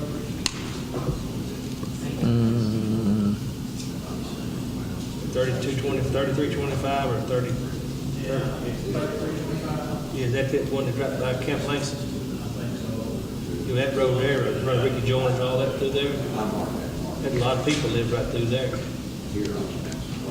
We're gonna have more roads than we do. Right. Because like I said, that'd be the 3210 and 3225 would be, you know, my priority list. You know, as far as, you know, fear of tax, you know, as far as tear it up and or just redo it, we got to, you know. The 3210 for that. Oh, yeah. Yeah, Then that other one, like I said, you go on the other side, that's the one that's going by Camp Langston pretty bad, all the way around. that's right. That's the second one? 3325. Yes. And then that, over at Talco, be the second, the third one. At 1915, 3920, 1915? yeah, 3920, 3925. It's a big circle over there. The North Road. That 1915 is the far top road. Yeah, 1915 was the zero. 3920 and 3925. That's 5 roads right there. Can y'all make a priority list, each one, That was my priority list. and get back together and want to, or y'all want to try to do it right now? Want to try to do it right now? I can do it right. I gotta go. I got an appointment. Just, you talking about just our priority list of what we, A priority list, and we all get back together and put it in a priority list. Here's mine.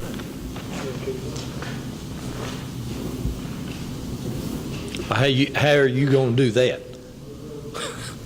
Put it under 1468, 1670. Does that mean y'all need to look at each other's roads and agree, well, yeah, as much as I'd like to have this fixed, I agree that your road's better than mine, or is he asking for a? Like, you put the forward, and everybody.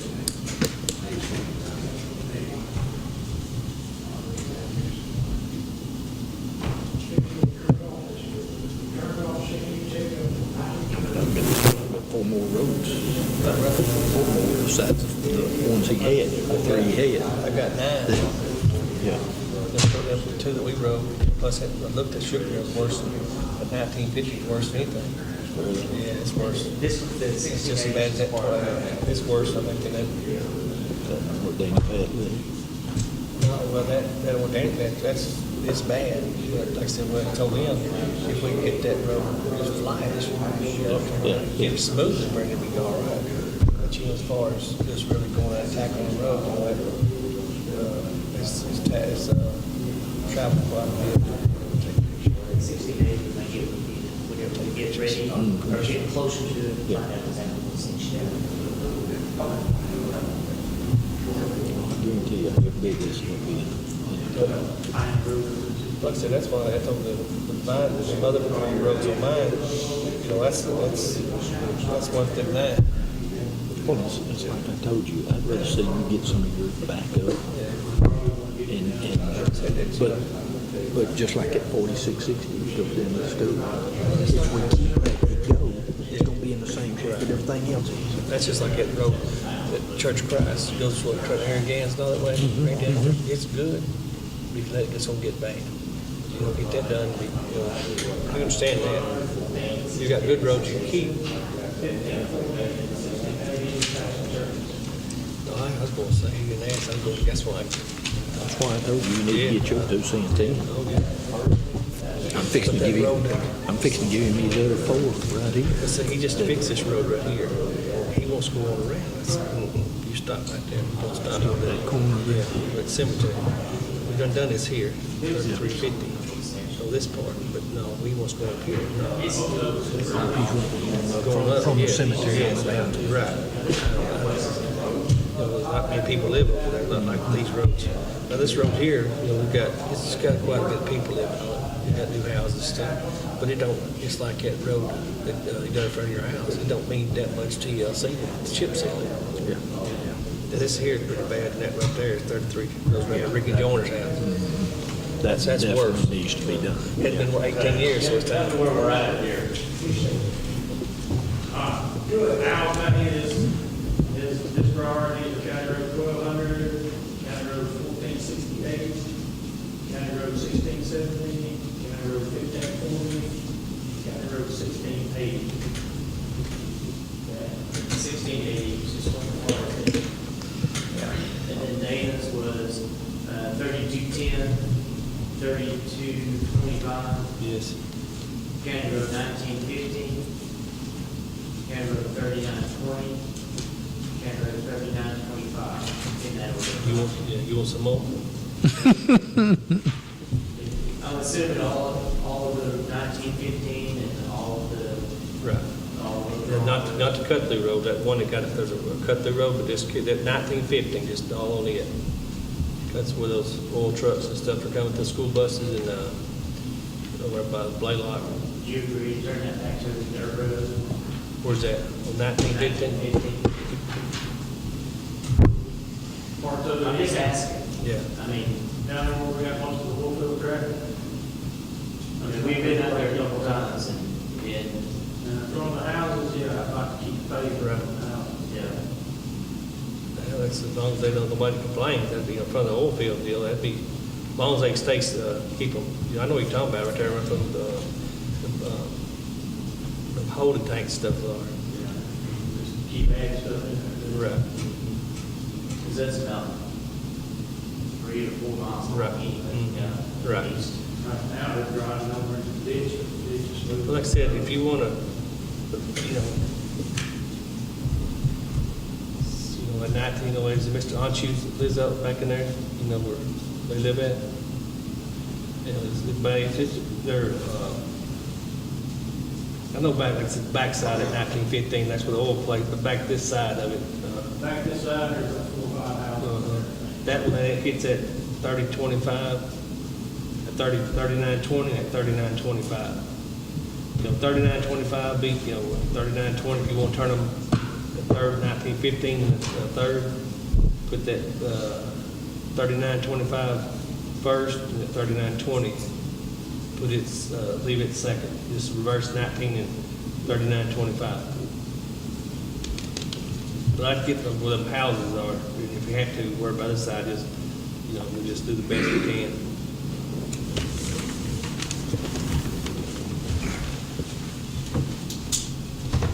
And then all like is you.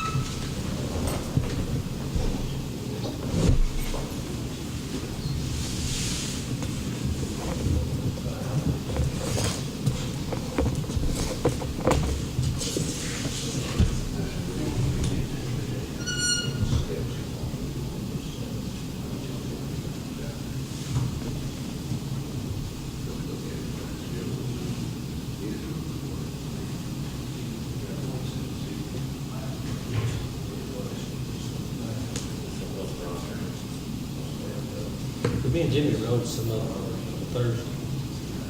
Then we rode Camp Langston Road and didn't ride the shore. Back in there, but you call it Camp Langston Road, the one that's along the road. Road, Devil's Chapel in, next to the service road, and the first blacktop to the left going into Camp Langston. And go right there. It's pretty good stuff. That's north. 2.5 miles. It's marked on here. No, it's not that long.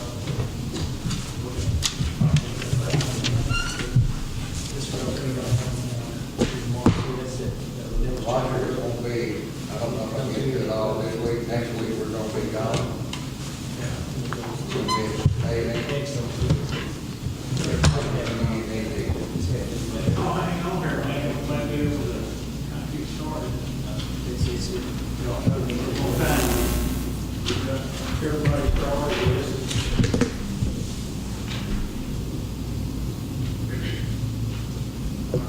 Number one, precinct one, so 1200.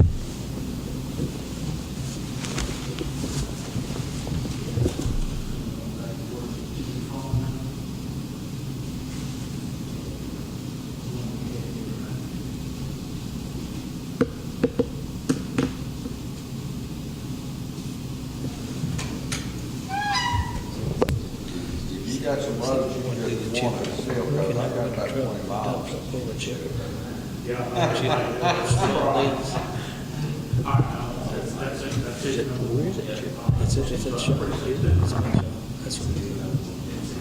I just wanted to take back maybe just by myself, go along with it. I'm not doing this free space stuff. Yeah, go in there, do some chipping, on the side of the road. What if I can do that? I think start putting up trash on the side of the road, on the blacktop roads, especially mine. I'm probably going to on mine too. I won't be drunk driving. Well, like a crazy cow. 4660, Jimmy, you meant from 49 all the way down to 4640? Yeah.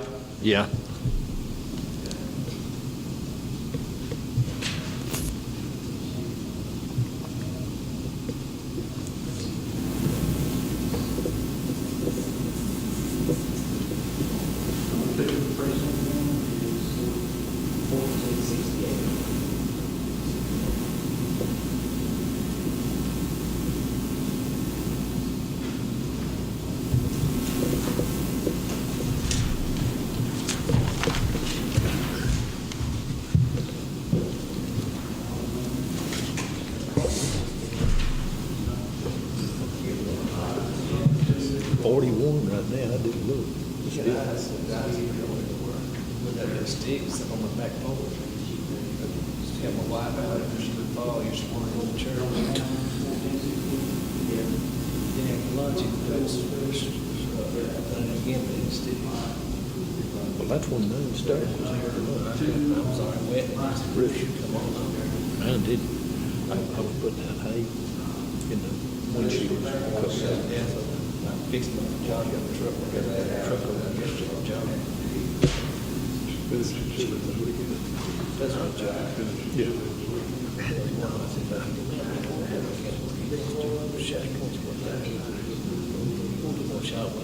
He does enough of that on weekends and holidays.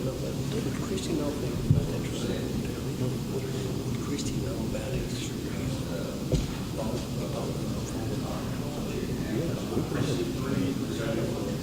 We bought a truck.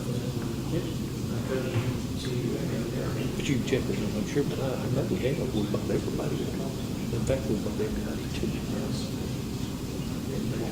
Well, I won't expect it. I know what you're talking about, but they need for it. That's the exact reason. Why he's talking to Judge about it. Better watch it out there. I'll wait.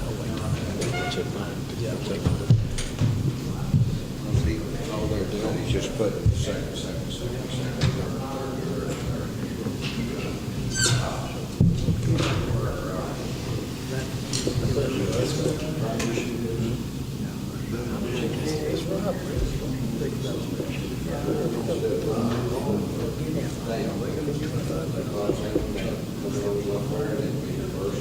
Goes in there, comes back in here just before you get to that pond. See where you come from. But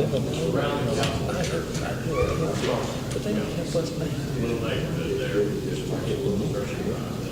Because I think you have two of them. That's great. I think you got two of them. She'll be just like. Just like them. And give the timber up precinct. This put down this year, something.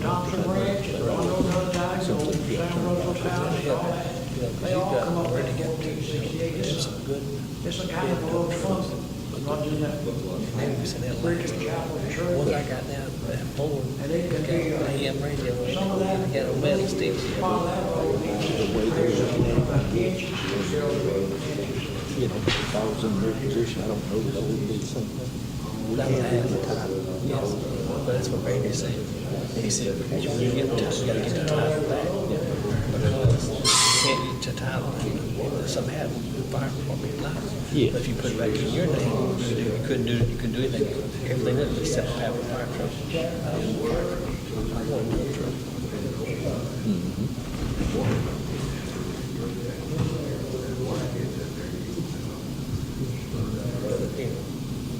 Again, you could have read.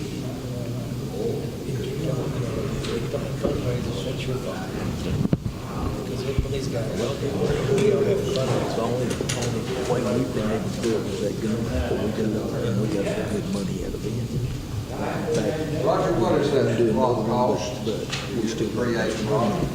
We decided, you know. Cubic yard. you know, people get tired of giving money for him.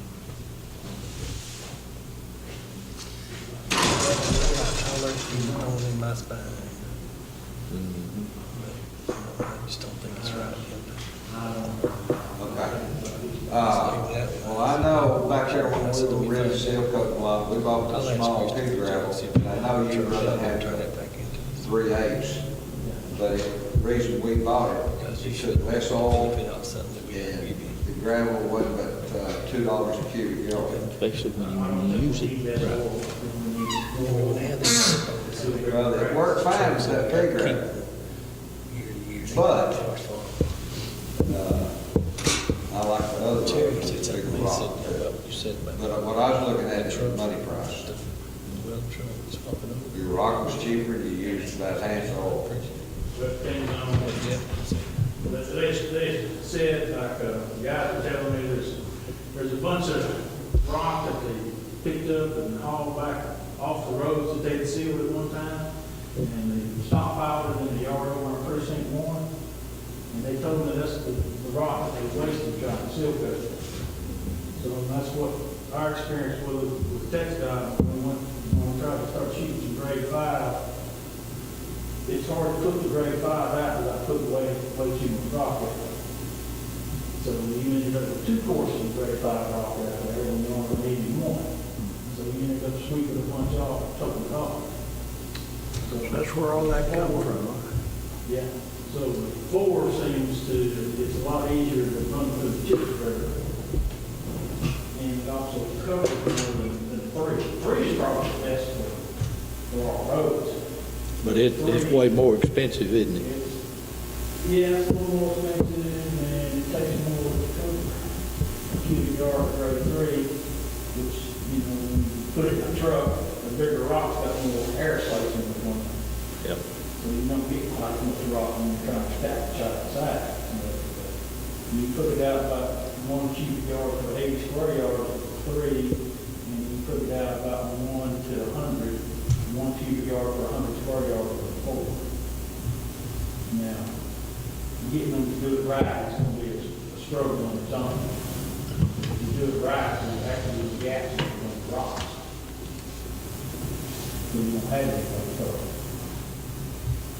And we started trying to do some grade 5 seals, try to save money, and we didn't end up saving money, but we ended up wasting a lot of rock. So I think still the most economic for probably grade 4 plus. I bump up my asphalt shot so I can cover the crack. would suggest that you put together this priority list and that we approve it next week, show the court's support for that. You gonna try to do it before, you don't do it in the workshop? You gonna try to do it in the workshop? Open to whatever you need. You still need to talk, you need to talk about those equipment items you referred to. Either we have Yeah. another workshop the next meeting, or we continue our discussion. Yeah, I'd like to have the commission go ahead and order, put out bids for a cab chassis so we'll water truck. I've got to be able to control the water to keep my costs down. What about your spray part of the truck? You got that already? No. It's on the It's on the bid board. It's on the five board. So It's gonna be right at $18,000. The chassis or the spray? it's the tank. The chassis, Chassis, we hope we get pretty cheap. We found some down to $10,000. Not bad, but they're 20 years old.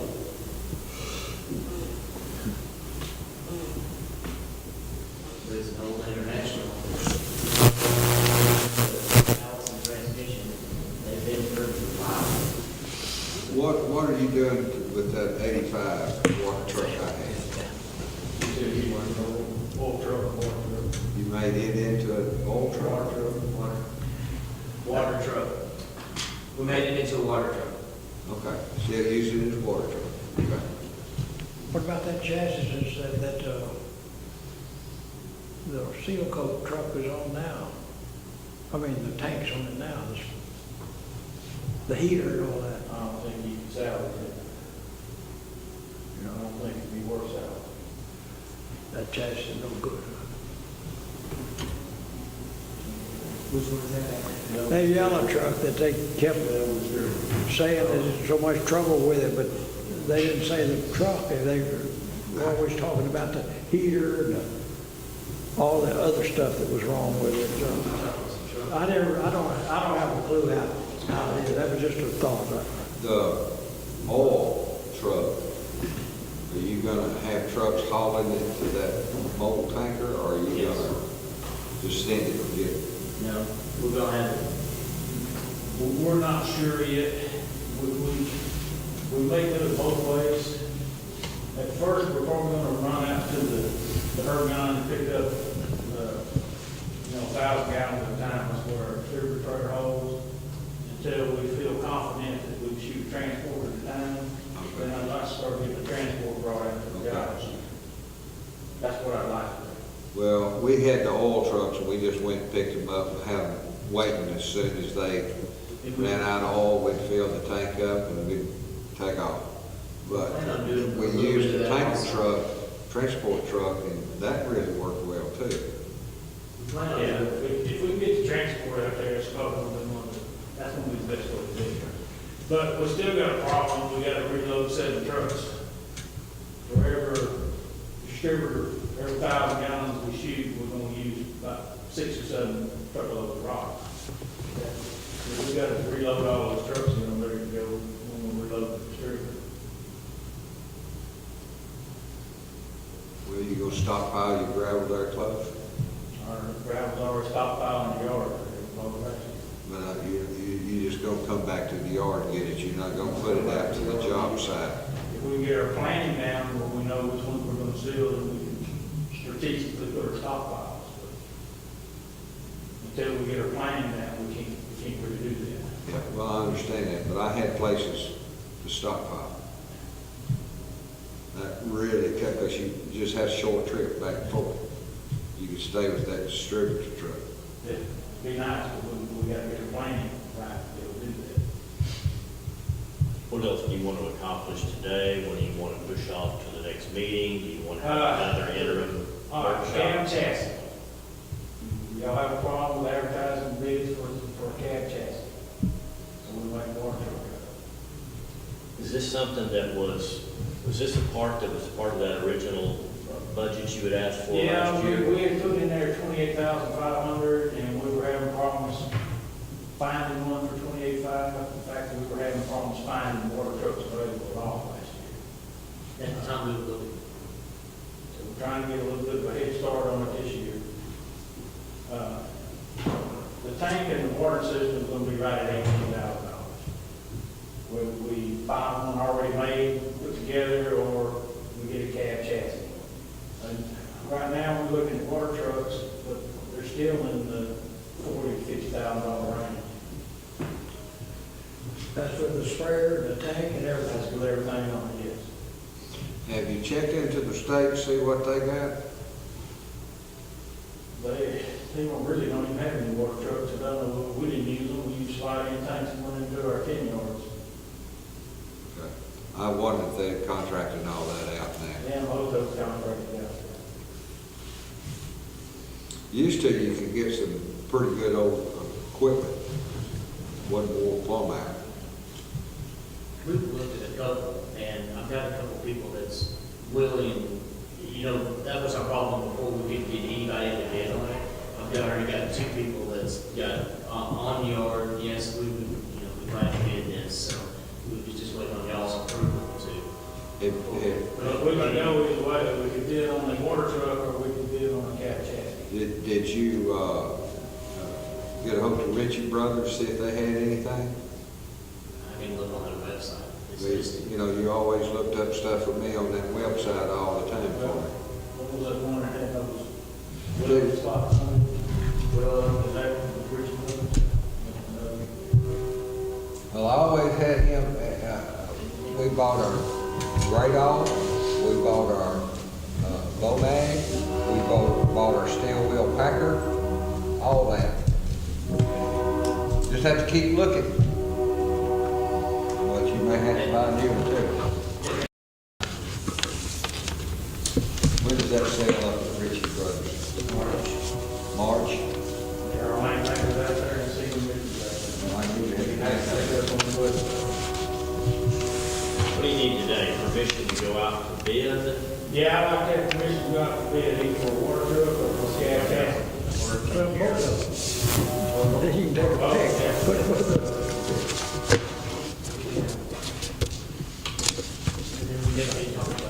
Try to put one together sometime around a bigger headache, just get one, start with, you got to have. You know how them water trucks, I don't know what they are, but I had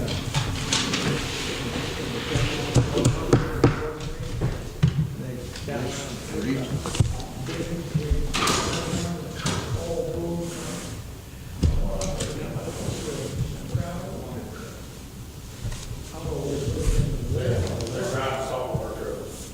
Is that what you're at? Not Saltwater disposal. the soul? You might check with Preferred. He said, they tell me. He had an old water truck. I think he was gonna sell it.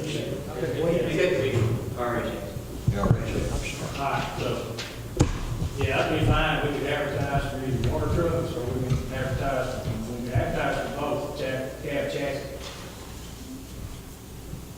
See, it's the cheapest But we one need you to, got. we need to get something started, though.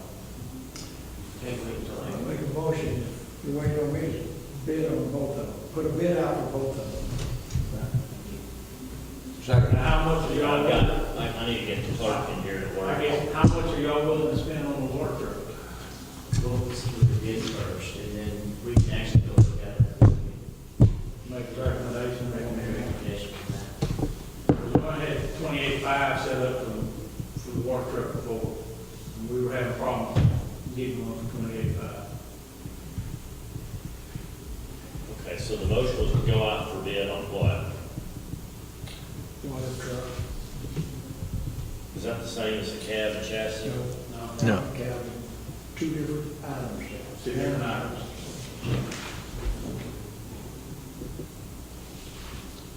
Go out for bid on the water truck. Okay, you had a second there. You know where we bought our tanks, the new tanks and stuff, and there was, it seemed like they had some old tanks down there too. They don't. That I, That's the same thing. They manufacture. okay. Okay, so the motion is to go out for, here's Joe. We're ready for a motion here out of our workshop, Joe.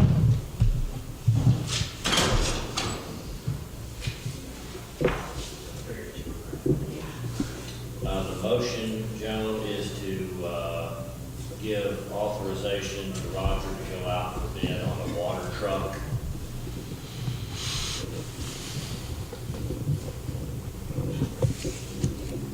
And, And that motion is made by Commissioner Riddle, seconded by Commissioner Fields. Hey,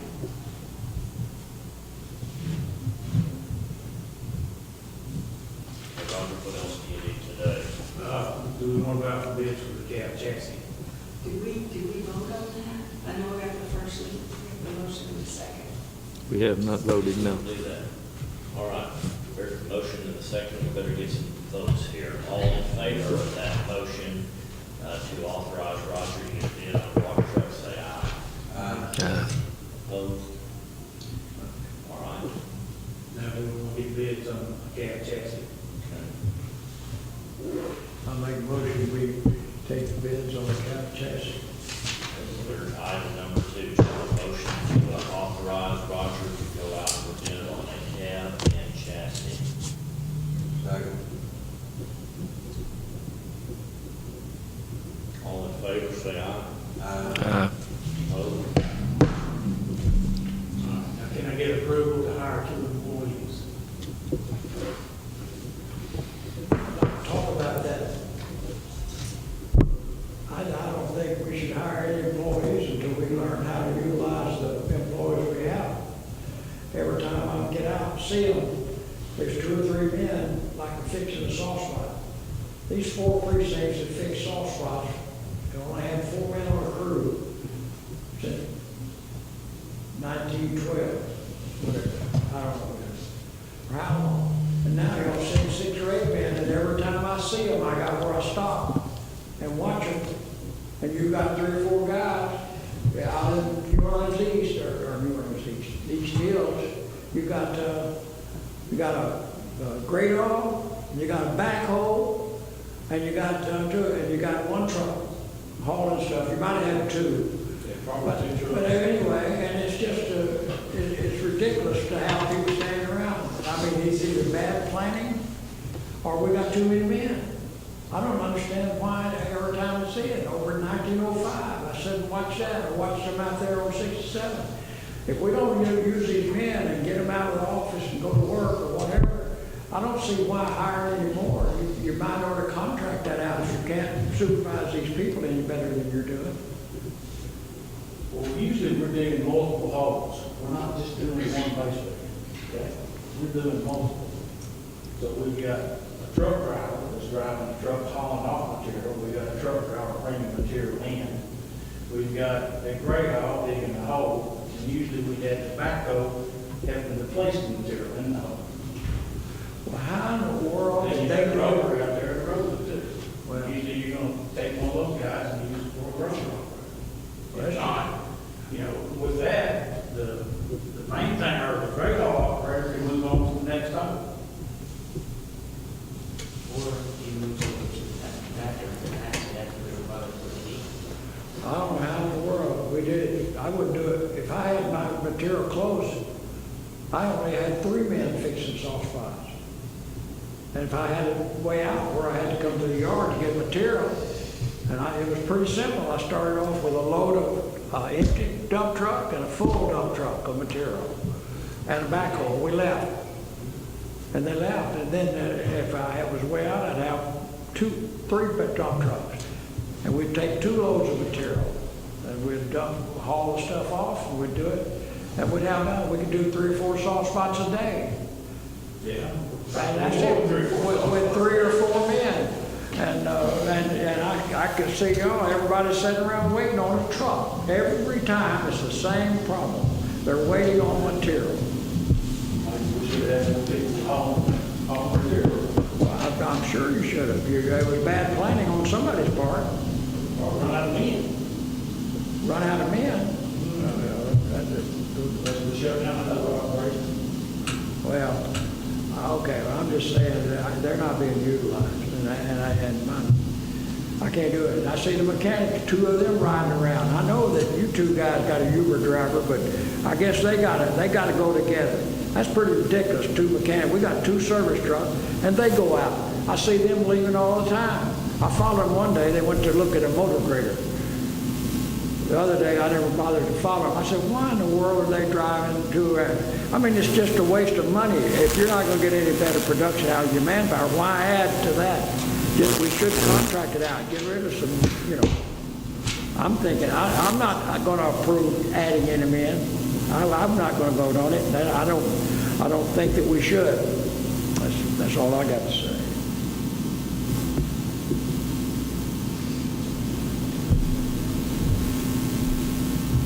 I think a lot of times what you're seeing is we're trying to keep 2 or 3 operations going on at one time.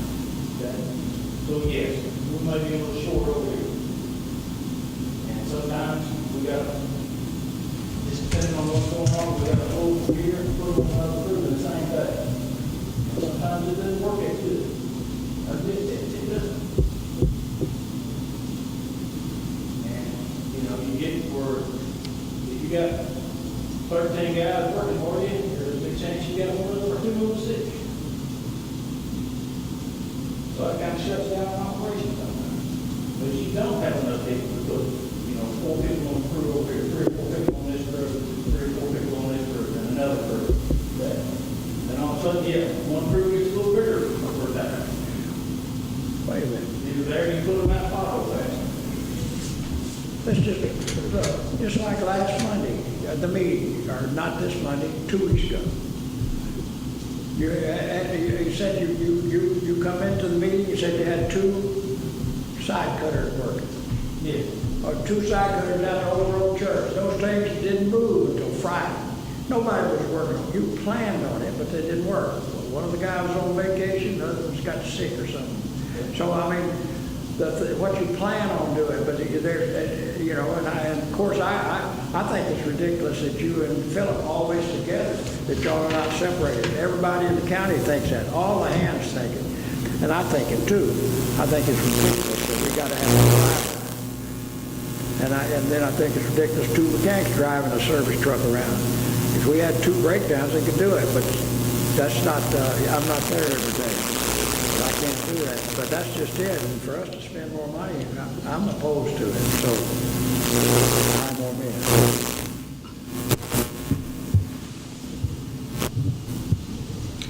How many employees do you have? There's 14 total right now. I'm not counting, not counting mechanics, I'm talking about road hands. That's 14. You got 14? Yeah, 14 whole total. Yeah. How many have you hired since you started? How many have you lost? 3. 1. Keep that good. And then we lost 1. 4 you got. 4 you got. Oh, yeah. Then, Yeah, I want to know. what's the name, you said Beaufort, with a check? Now, nobody can remember who went last. Precinct 3. Who was off with the guys? Oh, yeah. So we need to hire 2 guys, we just replaced, we just lost 1. Yes. We never did replace that one from precinct 3, Philip. I was supposed to say you lost one. Actually, we have 3 openings right now. We have 3 slots in the budget. I was going to ask 2 of them. Guys, I gotta hear what you think, so I can make an opinion. Well- I don't have any idea what kind of manpower it takes and how inefficient or efficient we're being. And all I've heard from is Commissioner Riddle so far.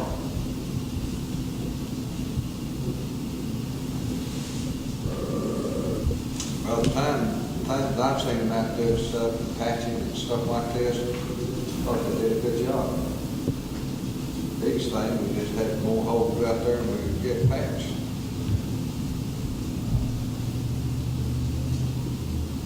I know this, they were bush hogging and stuff. Well, I saw they were busy all the time. You may have, that's like, we were over there at Smith Cemetery that we had a maintainer.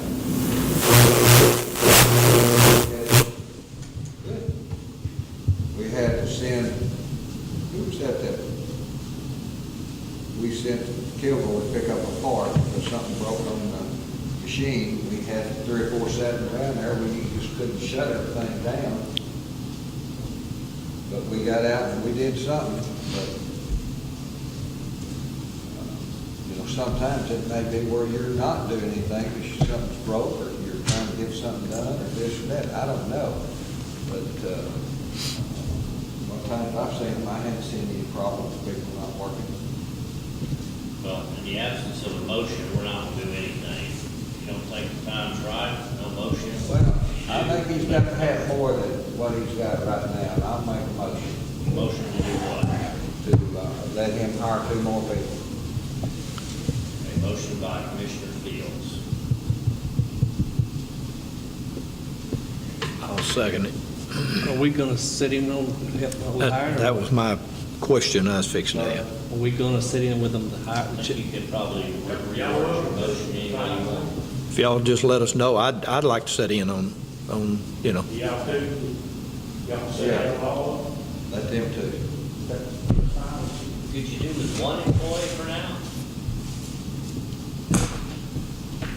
The problem is, I mean, we didn't run with But you start, you gotta also look at too, though, when you start mowing and stuff, it's finna start. it. Yeah, that was one of our biggest problems, mowing. Nearly 18 weeks mowing last year. 5 or 6 people tied up mowing. What we think about doing, instead of doing that, this next year, is maybe just taking 2 people and let them just continue to mow, see if I can keep up with it that way. See, we didn't use any part-time people last year. Okay, motion and your second, are you making any modifications to that motion? We did lose another part-time person, I'm just saying. Yeah, this is that. Motion to hire 2 employees, a second by Jimmy. But you had mentioned you had asked to be involved in that, and if you want to make that Yeah, part of the I'd- motion, or you yes. just trust them to call you? I'd like to make that a part of the motion. Okay, make it part of the motion that you authorize. Okay, we're changing the motion to hire 2 people, and during those hires, commissioners that choose to be part of that decision may do so. And the second is by Commissioner Parker.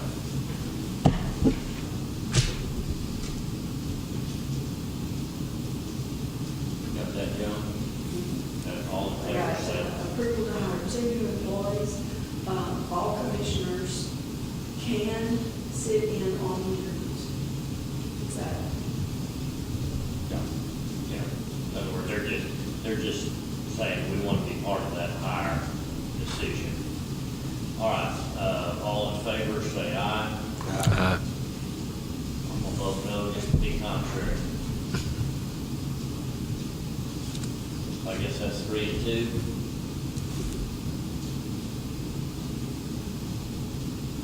Feels out a lot Parker for. Nay. Who was the other name?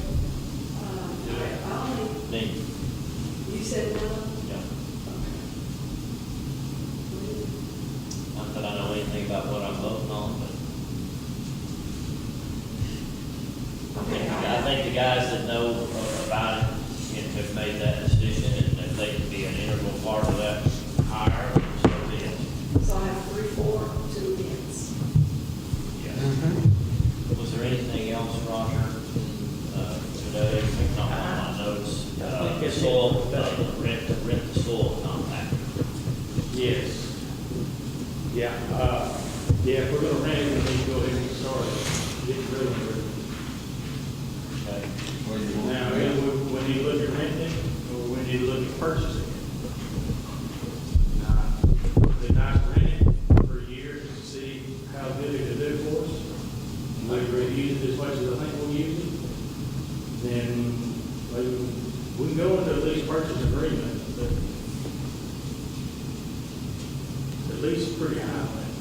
You start looking at up to $33,000 to lease it for 6 months. You know, we can buy it for 3 years. In other words, it's about 100,000. Yeah, we paid $104,000 for those. That's with the grid roller on it, so we've got something price a little bit lower, but if we decided to rent this one, if we do a rent purchase at the end of, let's say in 6 months, we say, oh yeah, we can definitely use this like we think we're going to. Everything that all the monies that was applied to the rental will be applied to the purchase of the You're saying we don't have enough money to do all the seal coating, but you're saying we'll run 2 crews. Now, if we don't have the money to do all the seal coating, what makes you think that if I run 2 crews? Why rent this thing until you see whether you do it or not? Why don't we wait? I don't have a problem renting. I don't have a problem renting this on the receipt if we're gonna use it. I don't have a problem. Why spend the money if you're not gonna be able to use it? I think we'll be able to use it. They are taxpayers don't mind, that's glory. Whatever you think. You think you can keep the one you own busy and a rental unit busy for the full 6 months, starting when? Hopefully by May.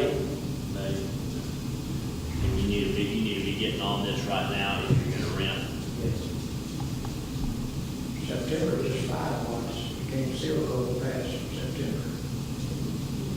Tax job would do it past August. Yeah, we'll go past it. We did do it sometimes. Is it a minimum 6-month deal, or could you use it 3 months and decide? We can use it 4 months. Do you have to commit to that, or can you rent month to month? I think we have to commit to it. And this is used as part of the grade, this base rebuild process.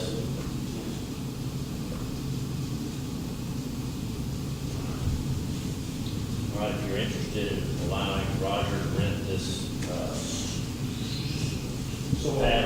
pad foot soil compactor at a cost of approximately $22,800 to $33,000 for 6 months. Need a motion.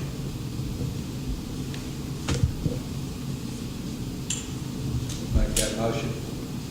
A motion made by Commissioner Fields to authorize Roger to rent a soil compactor for up to 6 months at a cost of up to $33,000.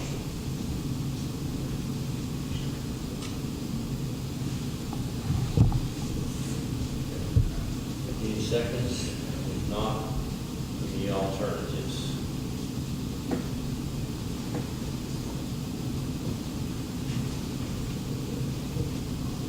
Sounds like y'all don't want to do this. Anybody have a suggestion, an alternative?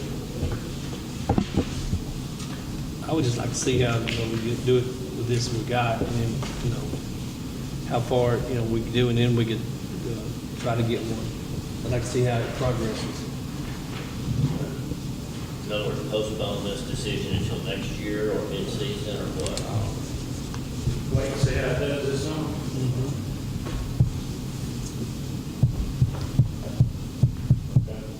Well, without a second, that motion, Commissioner Field will die.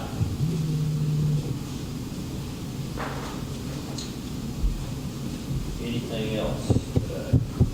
I think that's it. If we want to set up a workshop again after the next commissioners meeting to discuss this priorities again. Why don't we do that? Why don't you present that, be prepared to present a proposal that can be voted on at the next meeting. We'll do it kind of like today. We'll have this at the end of the meeting with expected action. All right, sounds good. If there's nothing else to discuss today, we'll plan on continuing this in 2 weeks at our meeting. I'll entertain a motion to adjourn. So move. Motion, Commissioner Parker. Second, Commissioner Applewhite. All in favor, say aye. Aye.